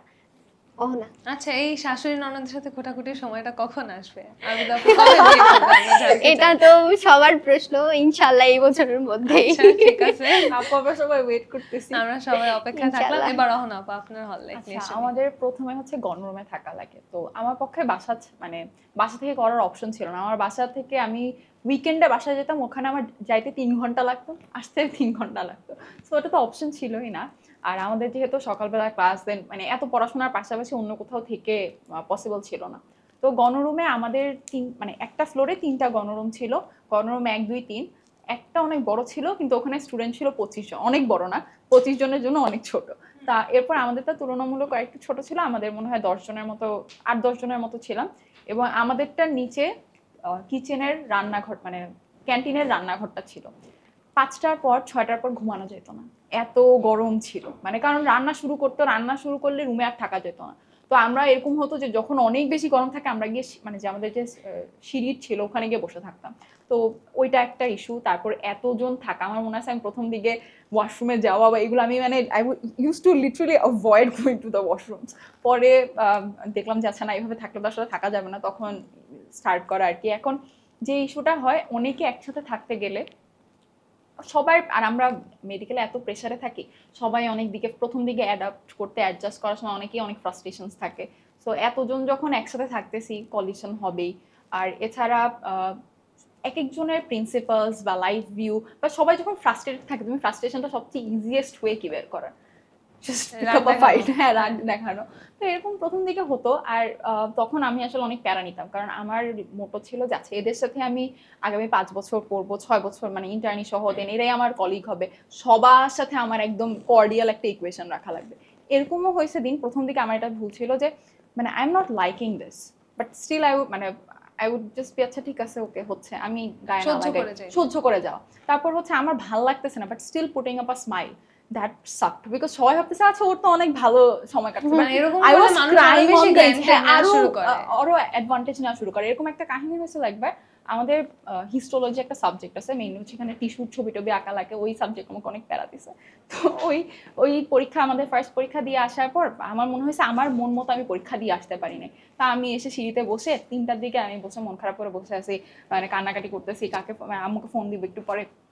তো আমার কোনো এক ফ্রেন্ড দেখছে, no harsh feelings towards anyone, পরীক্ষার রেজাল্ট দেওয়ার পর দেখা গেছে আমার ভালোই মার্কস আসছে, হয়তো ফিগারগুলো ঠিক মতো আঁকছিলাম দেখে মার্কস ভালো আসছে। And then I heard this went around যে I was crying in a girls' hostel on the staircase because I wanted attention. Who was I wanting attention from? মানে এটা গার্লস গ্রুপের মধ্যে এটা হয় যে মানে ওরা নিজেদের মতো করে একটা গল্প বানায় দিবে, ওই মানে সিঁড়ির মধ্যে কোন প্রেতাত্মা আছে, কে দিবে, মানে give me some attention, if my academics gave me that attention I would, মানে কি বলবো, প্রথম দিকে অনেক প্যারা খাইতাম। কেউ কিছু মানে মানুষজন আসলে সবাই এমন না, কিছু মানুষ যখন পিছনে কিছু একটা বলতো, কিন্তু আমার কাছে সবাইকে এমন মনে হয়, আর আমার আশেপাশে সব মানুষই মনে হয় এমন। আমি প্রথম দিকে যে মানে ও এইভাবে ইংলিশ কেন বলে, ভাই আমি আই নেভার ফিগারড আউট যে my English sounded different then others. ওখানে আসার পর যে হ্যাঁ ওইটা নিয়েও মানুষ কথা বলছে। আমি যখন আমার কন্টেন্ট বানানোর একটা হিউজ ইন্সপিরেশন ছিল আলী আবদাল, মানে আমি আলী আবদালের ভিডিওস দেখে বড় হয়েছি, কোরিয়ান অনেক মেডিকেল স্টুডেন্টসদের যে ব্লগগুলো ছিল, তারপর ইলানা হ্যান্ডট্র্যাক ও কেমব্রিজে ল স্টুডেন্ট, ওদের ভিডিওস দেখে বড় হয়েছে। সো আমার কাছে মনে হতো wow, this is if I get in somewhere I want to do something like that. So ওইখান থেকে বাংলাদেশের মানুষদের এক্সপেক্ট মানে তারা এটাকে নিতে অনেক টাইম লাগবে। সবাই আমি ছিল না, বাট মানুষজনের কিছু মানে সবাই এটা ভাবে যে যত ভালো হয়ে থাকবা তত মানুষ, এরকম একটা পয়েন্ট আসলে আমার কাছে যদি কেউ হলে থাকে একটাই অ্যাডভাইস, আমার হল লাইফ নিয়ে অনেক ফ্যান্টাসি ছিল, so those fantasies are out of the air right now. So একটাই অ্যাডভাইস, যেটা হচ্ছে নিজেকে প্রায়োরিটাইজ করা, কারো সাথে কোনো কথাই মানে যতটুকু না বললেই না সেফ। আমি আমার ভাই থেকে এটা অনেক শিখি, ও না অনেক মানে ও ইন্ট্রোভার্টেড না, ও হচ্ছে যে কারোর সাথে মিশার আগে অনেকটা টাইম নিয়ে কাউকে অবজার্ভ করে, দেন আর আমি হচ্ছে energy and I am like I am an extrovert and I love making friends, মানে আমি যে কোনো জায়গায় গেলে I will be the first person to break the ice. So আমার মনে হয় যে যদি একটা সাইলেন্স থাকে, সবাই এমনি বসে আছে হয়তো মানে ইটস অকওয়ার্ড, তা আমি নিজের থেকেই কনভারসেশন শুরু করতাম। সো আই উড সে যে এত কথা না বলো, নিজের সেলফ মানে নিজেকেই প্রায়োরিটি দাও। আর কেউ যদি ইফ সামওয়ান ইনডাইরেক্টলি কিছু বললে don't give any attention to that, but তোমাকে ইন্ডিকেট করে যদি কিছু বলে just state your ground as calmly as possible, কারণ তুমি যেটা করছো তুমি জানো। So don't give them any attention, কারণ ওদের কথা না, আমি যখন এরকম স্ট্রেস নিতাম আমি বলতো কেন তোমার এনার্জি এটাতে ওয়েস্ট করতেছো, you have so many better things to worry about. So মানুষের কথায় প্যারা নিও না, মানুষ অনেক কথা বলবে, বিকজ তুমি 100% মানুষকে স্যাটিসফাই করতে পারবে না। অ্যান্ড হল লাইফ থেকে আসলে যেটা আমার কাছে মনে হয় মানুষের সাথে ডিল করা শেখা যায়। মানে আমি এত যেটা এত বললাম প্রজাতির আমি। মানুষের সাথে মানে হয়েছে, I am like wow there is a lot to learn from, because তুমি হয়তো কারো ভালো করবা, তুমি ওই ভালোটাই মানে রিটার্নে এক্সপেক্ট করতে পারবা না। সো ওইটাই নিজেকে জাস্ট নিজেকে নিয়ে থাকা, এমন না যে একদম আমি আনসোশ্যাল হয়ে গেলাম, বাট নিজের প্রায়োরিটি যে দিস ইজ মাই প্রায়োরিটি, আমি এটা এখন করব, ওইটাই। আর ওই যে first your friend circle friend group, ওই সাবধানে পিয়ার সার্কেল সাবধানে চুজ করা। ভাই আমি হাই স্কুল পিয়ার্স মানে হাই স্কুল ফ্রেন্ডশিপস অ্যান্ড মানে 20s এর ফ্রেন্ডশিপস বা ভার্সিটিতে ওঠার পরে আমার ফ্রেন্ডশিপ তো দোজ মনে আর হয় ডিফারেন্ট, টোটালি বিশ্ববিদ্যালয়ের ডিফারেন্ট। ফ্রেন্ডশিপ সব স্বার্থপরতার উপরে ডিপেন্ড করে, মানে যেখানে স্বার্থ আছে সেখানে ফ্রেন্ড আছে, হ্যাঁ, এটা স্বার্থ অনেক নাই যেখানে countries- সেখানে কেউ তোমাকে পাত্তা দিবে না, কেউ না তোমাকে গণবেও seasonal না friendships সব, এবং- হ্যাঁ এরকম। তো আমার বিশ্ববিদ্যালয়ে তেমন কোনো ফ্রেন্ডই নেই, মানে যা আছে স্কুল জীবনে আর আচ্ছা আই থিঙ্ক কলেজে। আমার এক্সপিরিয়েন্সটা ডিফারেন্ট, আমি ইউনিভার্সিটিতে অনেক আমার হয়তো ভালো হতে ফ্রেন্ডস পারে, আছে, বাট হতে আই উড পারে। সে যে মাস, কারণ আমার ছিল যে আচ্ছা আমি 245 জনের সাথে আমার মানে 43 জনের সাথে আমি লাইক একটা খুব নিয়ে চলবো। আমি কিন্তু কখনো আসলেও এটা ট্রাই করি নাই যে আমার কারণ সবাইকে খুশি রাখা লাগবে, আমি কোনোদিন আমার এটা try করিনি। মাইন্ডসেটই এটা ছিল যে আমি মানে অ্যাজ আই ওয়াজ মানে আমার ছোটবেলা থেকে ফ্রেন্ডস বানাইতে অনেক ভালো লাগতো। আমার কাছে কেন জানি আমি এরকম হয়েছে, আম্মু বিশেষ পরীক্ষা দিতে গেছে, ওখানে একটা পিচ্চি ছিল আমার চেয়ে 2 বছরের ছোট, ওর সাথে আমি গিয়ে কথা বলা শুরু করে দিয়েছি। আমার ক্লাস 2-3-তে প্যারেন্টস মিটিং এ টিচারের কমপ্লেন ছিল, ও কোনো সমস্যা নেই রেগুলারলি ক্লাসে আসে, কিন্তু পরীক্ষা টরীক্ষা দেওয়া শেষ করে খাতা জমা না দিয়ে সবার সাথে র্যান্ডম গল্প করতে থাকে। আমি আমার পাশে সিনিয়র আপুকে জিজ্ঞেস করতেছিলাম, আপু অনেক সুন্দর করে পেজটা স্কেল ছাড়া ভাঁজ করতেছিল, আপু 3-তে আমি 2-তে পড়ি, আপু এটা কিভাবে ভাঁজ করে, কিভাবে করছে? এন্ড শি ওয়াজ লাইক এইভাবে করো। She was like who is this weird, why is she talking so much? তো আই থিঙ্ক হ্যাঁ নিজেকে প্রায়োরিটাইজ করো নিজের উপর, কারণ এই ইউনিভার্সিটি ইয়ার্সগুলো are for you to enrich yourself, তোমার সেলফ ডেভেলপমেন্টের জন্য, সেলফ গ্রোথের জন্য। আর নিজের এনার্জি কোথায় ইনভেস্ট করবা সেটা নিয়ে একটু কনসিয়াস থাকা ভালো। আচ্ছা, এডটেকের সাথে আপনাদের জার্নিটা কিভাবে শুরু, কবে শুরু, একটু শুনতে চাই আবিদ আপু। আমি যখন অনলাইনে কোচিং করতাম, মানে তখনই যখন ভাইয়াদেরকে দেখতাম বা আমাদের কোনো আপুরা ক্লাস নিত না, ভাইয়ারাই ক্লাস নিত, তো ক্যামেরার সামনে আসলে যে ভাইয়ারা পড়াইতো তাদের মধ্যে কিছু ফেভারিট আমার কিছু ভাইরা ছিল যাদেরকে আমার ভীষণ ভালো লাগতো, ওনাদের পড়ানোর স্টাইল আমার অনেক ভালো লাগতো। তো সেই দিক থেকে আমারও একটা ইচ্ছে ছিল এরকম পড়ানো যায় কিনা। পরে হচ্ছে আমি মানে আমার ব্রাদার ইন ল ওনার কাছ থেকে জানতে পারি যে হ্যাঁ এরকম হচ্ছে অ্যাডটেক আছে, এখানে যদি জয়েন দেওয়া যায় তাহলে এরকম ক্যামেরার সামনে ক্লাস নেওয়া যায়। হ্যাঁ স্টুডেন্ট থাকবে না সামনে কিছু, বাট ভিডিওগুলা এরকম ইউটিউবে আপলোড হয়, এইসব কিছু জানতে পারি। তো সেখান থেকে একটা জাস্ট ডেমো ভিডিও আমার নিয়ে পরবর্তীতে এসিএস এর যিনি আমাদের তখনকার ছিল অপর ভাইয়াকে আমি প্রথমে কয়েকটা ক্লাস দেখছিলাম, হ্যাঁ, বুঝছেন, অপার ভাই এক্সামের আগে। মানে আমার মনে হয় এসিএস এ ফার্স্ট মানে মেয়ে টিচার হ্যাঁ। হিসেবে আমি আসছি, তো আমার মানে স্টুডেন্টরা আমাকে কতটুকু মানে তারা নিতে পারে সেটার উপরে আসলে আমার সবকিছু ডিপেন্ড করতেছিল। বাট আমার এরকম হয়েছে যে আমার প্রথম ভিডিও যখন আপলোড হয় তখন মানে শিক্ষার্থীরা এরকম হয়েছে, আল্লাহ আপু এত সুন্দর করে এই জিনিসটা বুঝে। তখন আমি অপরিচিতার ওয়ান শট নিয়েছিলাম, তো অপরিচিতার ওয়ান শট করে ওরা একদম আপুর আরো ক্লাস চাই, আরো ক্লাস চাই। তো তখন থেকে আসলে আস্তে আস্তে আমি কন্টিনিউ করা শুরু করি। বাট এরকম থাকে না যে খুবই প্রফেশনালি এসে ঢুকে যাওয়া, হ্যাঁ এরকমটা না। আমার শুরুটা হয়েছে একদম খুবই ক্যাজুয়ালি, আমি আসছি এই টুকটাক ক্লাস নিচ্ছি যে এক্সপিরিয়েন্স গেইন করা। আমার মানে চিন্তা ভাবনাই ছিল আমি এখান থেকে কিছু এক্সপিরিয়েন্স নিব, তারপর আমি নিজে ভালো কিছু করব, এবং সেটার জন্য ট্রাই করতেছি এখনো অবধি, এখনো এক্সপিরিয়েন্স নেওয়ার চেষ্টা করতেছি। তো এইভাবে আসা আমার হুট করে চলে আসে এখানে। তা আমি প্রথম 9-10-এ থাকতে পড়াশোনার পাশাপাশি কিছু একটা করতে হয় যেটাতে তোমার ইন্টারেস্ট থাকে। আমি 9-10-এ আমি মানে 8-9-10 খালি পড়াশোনাই করছি, আমার আর কিছু মনে পড়ে না। বাট তখন হচ্ছে আমার ইনস্টাগ্রামে একটা অ্যাকাউন্ট ছিল যেখানে আমি জিএমবি আকাশ, তারপর হচ্ছে ওদের পেজগুলোতে ওরা যেই কাজটা করতো, একটা ছবি থাকতো এবং নিচে হচ্ছে ওই ছবির ব্যাকগ্রাউন্ড ডেসক্রাইব করে ওই ছবি রিলেটেড একটা স্টোরি থাকতো। তো আমি তখন আমার হচ্ছে আব্বুর আগের যে ফোনটা ছিল ওটা দিয়ে হচ্ছে বিভিন্ন ন্যাচার ফটোগ্রাফি এইসব করে, যাচ্ছে আমার 10ms এর ব্লগে আমি যদি আমার সিভি সাবমিট করতে চাই ওটার জন্য, তাহলে তো আমার কিছু একটা ব্যাকগ্রাউন্ড থাকা লাগবে। এমনি আমি তখন একটা স্টোরি টোরি লিখতাম একটা ব্লগে। তো এরপর হচ্ছে গিয়ে গ্র্যাজুয়ালি ওইটা করতে করতে দেন 11-12 আসলো, তখন আমি ওই টাইম ল্যাপসগুলো রেকর্ড করতাম। আর তখন আমার অ্যাডমিশন টাইমে আমি হচ্ছে একটা ইনস্টাগ্রাম অ্যাকাউন্টে আমার ডেইলি কি কি ভুল যাচ্ছে, কি কি কোয়েশ্চেন আমি ভুল করতেছি, কেন করতেছি, ওইটা ভয়েস রেকর্ড করে স্টোরি হিসেবে আপলোড করে রাখতাম। আমার কাছে মনে হচ্ছে আচ্ছা this is something I enjoy doing, and আমার নিজের ভুলগুলো কোথায় হচ্ছে ওটা সম্পর্কে আমি একটু কনসিয়াস থাকতেছি। দেন যখন এইচএসসি শেষ হলো তখন হচ্ছে just out of sheer interest আমি র্যান্ডম অনেক ওই ভিডিও, ভিডিওগুলো কি আছে এখনো অ্যাডমিশন টাইমের ওই হ্যাঁ ভিডিও? ওগুলো আছে, ওগুলো মাঝে মধ্যে আমার দেখলে মনে হয় আমি এত সিম্পল জিনিস মানে নিয়ে এত- পাবলিক আছে? না পাবলিক নাই এখন, আমি ইয়ার করে রাখছি। সো পরে হচ্ছে ওটার পর আমি র্যান্ডম কয়েকটা ভিডিও বানাই। তখন আমার যেই ইঞ্জিনিয়ারিং ব্যাচের যে ফ্রেন্ড সার্কেলরা ছিল, ওরা একদিন আমাকে বলে যে আচ্ছা তুমি তো, ওরা আসলে আমার ডিএম মানে মেডিকেল প্রিপারেশনের ফ্রেন্ডরা জানতো না যে আমি ইঞ্জিনিয়ারিং এর প্রিপারেশন নিচ্ছি, ইঞ্জিনিয়ারিং প্রিপারেশনের ফ্রেন্ডরা জানতো না যে আমি মেডিকেলের প্রিপারেশন নিচ্ছি। আমি এই কারণে বলি নাই, কারণ যদি শেষমেশ একটাতেও না হয় তাহলে যে জিনিসটা দাঁড়াবে দুইটার প্রিপারেশন নিলে একটাতেও চান্স হয় নাই। সো আমি এই ভয়ে কাউকে কিচ্ছু বলি নাই। পরে হচ্ছে যখন ডিএমসি তে চান্স হয়, তখন আমার এক ফ্রেন্ড হচ্ছে, ও বলে তুমি ডিএমসি তুমি কবে এক্সাম দিলা? ওই পরবর্তীতে আমাকে হচ্ছে গিয়ে একবার বলে যে আচ্ছা বায়োলজি কিছু ক্লাস নেওয়া লাগবে। তখন হচ্ছে গিয়ে অপার ভাইদের এসিএস এর এওসি নামে একাডেমি একটা ব্যাচ স্টার্ট হয়। তো তখন হচ্ছে আমি ওইটার কিছু রেকর্ডেড ক্লাস এবং কিছু লাইভ ক্লাস নেওয়া স্টার্ট করি আর কি। এছাড়া আমি 2022 থেকে অনলাইনে আমার কলেজের কিছু স্টুডেন্টদেরকে মেন্টর করতাম মেডিকেলের জন্য, অ্যাডমিশনের জন্য। সো ওখান থেকে স্টার্ট হয়। তো ওইটা যখন এওসি 23-তে মেনলি সলভ ক্লাসেস নিতাম, দেন 24-এ বোধহয় বায়োলজি ক্লাসেস নিয়েছিলাম। এরপর হচ্ছে মাঝখানে ওইটা যখন অফ হয়ে যায়, তারপর আমি আর মানে আমাদের পড়ার প্রেশার অনেক বেড়ে গেছিল, আমি স্ট্রেসে আর কিছু করতে পারতেছিলাম না। তখন আমি নর্মালি অনলাইনেই পড়াতাম।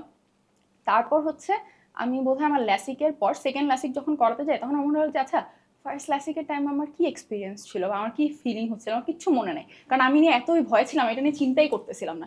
আমি কোথাও কিছু লিখি নাই, যেখানে আমি অনেক জার্নাল করতাম, কোনো ছবি তুলি নাই, কারণ আমার কাছে ওই ভয়টা কাজ করতেছিল। তো সেকেন্ড ল্যাসিক হয়ে যাওয়ার পর আমি আঙ্কেল বলছিল যে আচ্ছা তোমার যদি কোনো ফিডব্যাক থাকে ফিডব্যাক দিতে পারো। তখন আমি আমার বারান্দায় ইয়াটা রেখে, ক্যামেরাটা রেখে, just to document how I am feeling at that moment, যে আমার ফার্স্ট টু লাস্ট সবকিছু একটা ভিডিও করি। দেন হচ্ছে সেকেন্ড আরেকটা করি, যে ওই ভিডিওটা করার পর সবার একটা কোয়েশ্চেন ছিল আপু how are you so good at English, বা আপনার ইংলিশ। আর তখন আমি টুকটাক এমনি লাইফস্টাইল ভিডিওস করতাম। তখন সেকেন্ড আরেকটা ইংলিশের উপর, যে 5 do's and don'ts that you should keep in mind to sound more fluent in English or be good at English. তো ওই ভিডিওগুলো খুব সম্ভব রাকিব ভাই দেখছিল। সো রাকিব ভাই হচ্ছে গিয়ে তখন প্রোফাইলে দেখে যে ওয়ার্কস অ্যাট এসিএস দেয়া। তো তখন রায়ান ভাইকে জিজ্ঞেস করার পর রায়ান ভাই বলছে হ্যাঁ ভাইয়া ও এওসিতে ছিল, এইরকম ক্লাসেস ছিল। অ্যান্ড ওখান থেকে দেন এসিএস এ এএফএস এ ক্লাস নিতে আসলো। সো আমার যে কন্টেন্ট ক্রিয়েশন বা ছবি তোলা থেকে স্টার্ট হলো, and that's how it came to a full circle আর কি। আচ্ছা, তাহলে আমরা একই সাথে হচ্ছে পেশন থেকে প্রফেশনে চলে আসছো পুরো। এসিএস এ জয়েন করার স্টোরি এবং কন্টেন্ট ক্রিয়েশন স্টার্ট করার হ্যাঁ, স্টোরি ওখান থেকে মোরালেস চলে আসছে। আচ্ছা, আপনি একই সাথে নিজে মেডিকেলে পড়তেছেন, তারপরে হচ্ছে এখানে পড়াচ্ছেন, তারপরে কন্টেন্ট ক্রিয়েশন করতেছেন, তো এত কিছুর মানে ম্যানেজ কিভাবে করেন? কারণ আমার কাছে ব্যালেন্স করা অনেক বেশি কঠিন মনে হয়, যে আমার লেখাপড়া এবং কাজ দুইটা একসাথে। তো আপনি এটার সাথে আরো এক্সট্রা জিনিস করতেছেন, অ্যান্ড অনেক ফ্রিকুয়েন্টলি ইউর ডুইং ইট, এমন না যে একটা অফ রেখে দেন আর একটা, you're doing it all at once. তো এইটা ব্যালেন্সটা কিভাবে করতেছেন? আচ্ছা, এটা হচ্ছে প্রথম দিকে যেমন আমি গত বছর আমাদের যেই কারিকুলামটা চেঞ্জ হয়ে গেছে। সো যেখানে আগের কারিকুলামে 2টা সাবজেক্টের এক্সাম দেওয়া লাগতো, ওখানে আমাদের 4টা সাবজেক্টের ব্যাক টু ব্যাক এক্সামস হচ্ছিল এবং ক্লাসেস হচ্ছিল। সো ওইটা আমি মনে হয় আমার থার্ড ইয়ারের ফার্স্ট টার্ম পর্যন্ত কিভাবে টাইম গেছে I have zero clue. So আমি যেই কাজটা করতাম, যে আমার কন্টেন্ট ক্রিয়েশনটা যে কারণে করা, কারণ আমার হচ্ছে কি মানে মনে হচ্ছে আচ্ছা this is my ranting space, আমার খুব স্ট্রেস যাচ্ছে, বাট ওই একটা জিনিস করে আমার একটু kind of my coping mechanism আর কি। তো ওই কারণে শুরু করা। তারপর হচ্ছে গিয়ে আমি এখন যে কাজটা এখন করি আর কি, যাতে সব কিছু ব্যালেন্স, নট যে আমি খুব টাইম ম্যানেজমেন্টে ভালো, আম্মু যখন কোথাও দেখে যে টাইম ম্যানেজমেন্ট আপু কিভাবে করেন, আমার দিকে আম্মু ইজ লাইক বম্বাস্টিক সাইডে, তো your and train rack. So যেটা হয় যে আমি ট্রাই করি যে আগেই সব কিছু করে রাখা, যে আমার অনেকে বলে আপু আপনি কি সারা বছর ঘোরাঘুরি করেন? সেটা না, আমি গত বছর বা গত 2 বছর আগে যেই ঘোরাঘুরি করছে ওই ছবিগুলো এখন আপলোড করতেছি। তো আগে জিনিসপত্র আমি স্টক করে রাখি, যখন আমার মানে ঈদের টাইমটা হচ্ছে আমার মানে একদম ওই টাইমে পড়াশোনা করিনি ঈদের টাইমটাতে। সো ওই সময়গুলো, বা আমার হচ্ছে কি আমি মেট্রোতে আসি বা ক্লাস শুরু হবে, ওই টাইমগুলোতে হচ্ছে গিয়ে আমি এই জিনিসগুলো করে রাখি। সো যাতে আমার মানে এমন না মনে হয় যে আমার এটার কারণে আমার পড়াশোনার উপর ইম্প্যাক্ট ফেলতেছে, বিকজ আমার পড়াশোনাটা সবার আগে, তারপর হচ্ছে কোপিং মেকানিজম, মেইন জিনিসই ঠিক না থাকলে তো কোপিং মেকানিজম। সো ওই তো টাইম ক্রাঞ্চ যেগুলো থাকে, যে ক্লাস শুরু হওয়ার আগে বা র্যান্ডমলি বসে আছে, ওই টাইমগুলো কাজে লাগানো। না, আসলে টাইম ম্যানেজমেন্টের মানে আমিও চিন্তা করতে পারি না এত ইউটিলাইজ করা যায় সময়।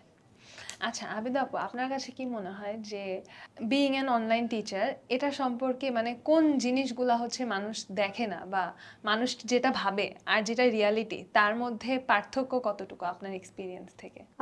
মানে যেটা সবাই ভাবে যে খুবই ইজি, ক্যামেরার সামনে দাঁড়ায় খালি পটপট পটপট কথা বলতেছে, হয়ে যাবে, কিন্তু তার মানে একটা ক্লাসে দাঁড়ানোর আগে তুমি তো জানো আমাদের কতটুকু প্রিপারেশন দরকার। এবং স্কুল লাইফে যেটা হয় যে আমাদের টিচাররাও, মানুষ মাত্রই ভুল হয়, তো আমাদের টিচাররাও অনেক সময় দেখা যেত টুকটাক মানে তারা ভুল করতো, কিন্তু আমরা কিন্তু বললাম স্যার এখানে ভুল হয়েছে, স্যার কিন্তু ঠিক করে দিত। কিন্তু অনলাইনের জায়গাটা এরকম যে ধরো একটা ছোট ভুলও যদি করে ফেলছে, এই যে ভুল ভুল করে ফেললো, কিন্তু এটা তো এত একটা ডকুমেন্ট ঘন্টার থেকে গেল। ঘন্টার পর ঘন্টা একটা ক্যামেরার সামনে কোনো মানুষ নাই, এইভাবে কথা বলেই যাচ্ছি পাগলের মতো, বক বক বক বক, ব্রেনও তো অনেক সময় কাজ করে না, বাট সবাই যেটা ভাবে খুবই ইজি, আরে পড়াই ফেলতে পারবো, আসবো ক্যামেরার সামনে দাঁড়াবো, আরে এটা কি কোনো ব্যাপার? কিন্তু আসলে আমি বলবো যারা এরকম বলে, একটু আসো ক্যামেরার সামনে, একটু দাঁড়াও, একটা ক্লাস নাও, তারপরে আসলে জাজ করো আর কি। যে আমিও মনে করতাম যে আরেকটা জিনিস হচ্ছে, মানে এরকম হয় না যে এত পড়া কেমনে মনে রাখতেছে, যেটা আমার হয়তো আমি জিকে পড়তাম যখন অনলাইনে, আমার হয়তো ভাইয়া এত পড়া কেমনে মনে রাখতেছে, মানে বলেই যাচ্ছে বলেই যাচ্ছে বলে যাচ্ছে। তো পরে বুঝলাম যে আমরা যেরকম বলি তা আমরা তো আগে এটার প্রিপারেশন নেই, বা অনেক সময় দেখা যায় আমরা একটু নোট করে রাখি, যেটা যেটা হ্যাঁ কি পয়েন্টগুলো একটু নোট করে রাখি যেন সেটা আমরা স্টুডেন্টদেরকে দিতে পারি। এই জিনিসগুলো যেমন আমরা আগে ছোটবেলায় টিভিতে কি দেখতাম, টিভিতে যখন কোনো নাটক সিনেমা এগুলো দেখতাম, মনে হতো কি ওরাও মনে হয় আমাদেরকে দেখতেছে, এই টাইপের আমাদের একটা ফিলিংস আসছে ছোটবেলায় একদম। তো ওরাও মনে হয় আমাদেরকে দেখতেছে, হ্যাঁ আমরাও ওদেরকে দেখতেছি। তো অনলাইনের ক্ষেত্রেও আমার মানে এই ব্যাপারটা হইতো আর কি, যে একদম নড়াচড়া করা যাবে না, ইয়ে করা যাবে না, ভাইয়ারা মনে হয় দেখতেছে, এই টাইপের। মানে আমি এত বড় হয়ে গেছিলাম, but I was so innocent, এখনো অনেক ইনোসেন্ট।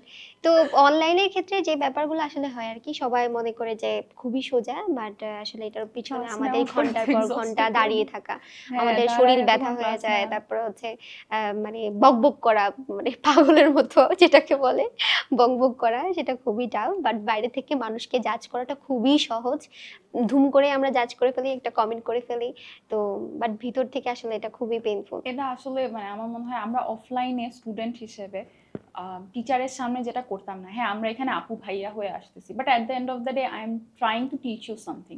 আমাদের যে জিনিসটা মাথায় রাখা উচিত যে আমি অফলাইনে একটা টিচারের সাথে যেই নর্মাল এটিকেটসগুলো ফলো করতাম, এটা যেটা আমি ফলো করি, কারণ আমি একটা র্যান্ডম প্রোফাইলের আন্ডারে আছি দেখে এটা ভাবা যে আমি এটা বলে ফেলতেছি কি আর হবে, কিন্তু এটা কিন্তু at the end of the আমার পার্সোনালিটির একটা পার্ট হয়ে যাচ্ছে। We are real human. হ্যাঁ উই আর রিয়েল হিউম্যানস। তুমি যে জিনিসটা সামনে কাউকে বলতে পারতা না, বা হচ্ছে গিয়ে খারাপ ল্যাঙ্গুয়েজ ইউজ করা বা র্যান্ডমলি এসব ইউজ করা, তোমার মাথায় রাখা উচিত টিচারগুলো কিন্তু they are here to teach you something. তোমার সাথে এখানে যতই আমরা তোমাদের জন্য জিনিসগুলো ইজি করে দেওয়ার চেষ্টা করি, তোমাদের সাথে মজা করি, we are here to teach you something.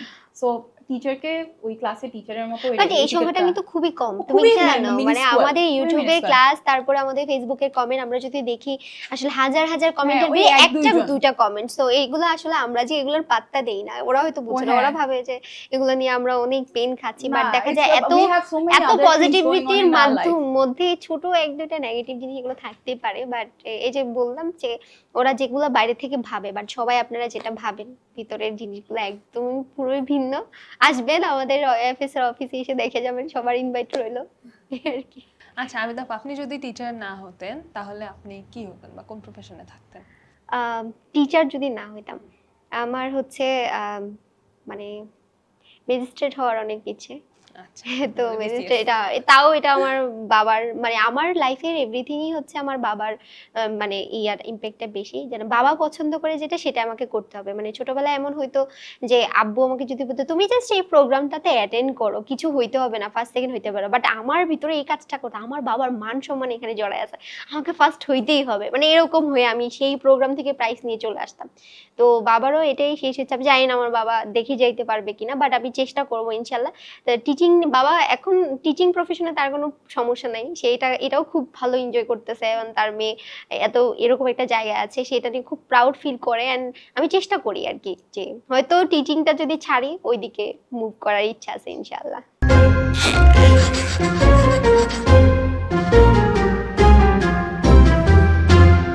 ঠিক ঠিক আছে, এবার হচ্ছে আমাদের র্যাপিড ফায়ার রাউন্ড। আমি আপনাদের দুইজনকেই কতগুলো করে প্রশ্ন করব এবং আপনাদের সেগুলো উত্তর দিতে হবে এবং উত্তর দেওয়ার অবস্থায় আপনাদের এটা দিয়ে খেলতে থাকতে তো হবে, পড়ে ঠিক যাবে, আছে? তাও হ্যাঁ, আর প্র্যাকটিস করে যে দিয়েছিলাম। হচ্ছে যার বেশি পড়বে সে হচ্ছে হেরে যাবে, আর যার কম পড়বে সে হচ্ছে জিতে যাবে। তাহলে লেটস স্টার্ট উইথ আবিদা আপুকে দিয়ে শুরু করি। আপু, আপনার সপ্তাহে সবচেয়ে ভালো সময় কোনটা? ফ্রাইডে। ওকে, এমন কোন একটা টপিক যেটা নিয়ে আপনি টানা 1 ঘন্টা কোনো প্রিপারেশন ছাড়া কথা বলতে পারবেন? খাগড়াছড়ি জেলা। আচ্ছা, এমন কোন বাংলা ওয়ার্ড আছে যেটা আপনি মনে হয় যে মানুষ যদি আরো বেশি ইউজ করতো তাহলে ভালো হতো? সেরা সেরা, কোনো কিছুতে সেরা বলাটা এটা খুবই ইম্পর্টেন্ট। ওকে, আপনার প্রিয় লেখক বা কবিকে? হুমায়ুন আহমেদ। আপনি ইমেল বা চিঠি কোনটা পেতে বেশি পছন্দ করবেন? চিচি। চিঠি। ওকে, যদি আপনার কোওয়ার্কার্সরা অর্থাৎ আমরা আপনাকে ভোট করতাম যে মোস্ট লাইকলি টু, যে কোন ব্যাপারটা আপনি করার সম্ভাবনা সবচেয়ে বেশি, তাহলে কোনটা হইতো? আমি বলি এটা most likely to get married this ইয়ার। হ্যাঁ, খুব তাড়াতাড়ি বিয়ে করবো ইনশাআল্লাহ। Okay, ঠিক আছে, আমরা সবাই অপেক্ষায় থাকলাম। শেষ আবিদা আপুর র্যাপিড ফায়ার রাউন্ড। ওকে, আবার একবারও পড়ে না। Great. I am losing it already. এবার অহন আপু, লেটস স্টার্ট। আচ্ছা, আপনি যদি একটা রিল হইতেন তাহলে ব্যাকগ্রাউন্ডে কোন মিউজিকটা থাকতো? You are on your own kid. Okay, great. আপনার এমন কোন habit which helps you manage time better? To do list maintain করা, টাইম ট্র্যাক করা। আচ্ছা, আপনার লাইফে যদি একটা টাইটেল থাকতো, what would it be? She doesn't know what she is doing.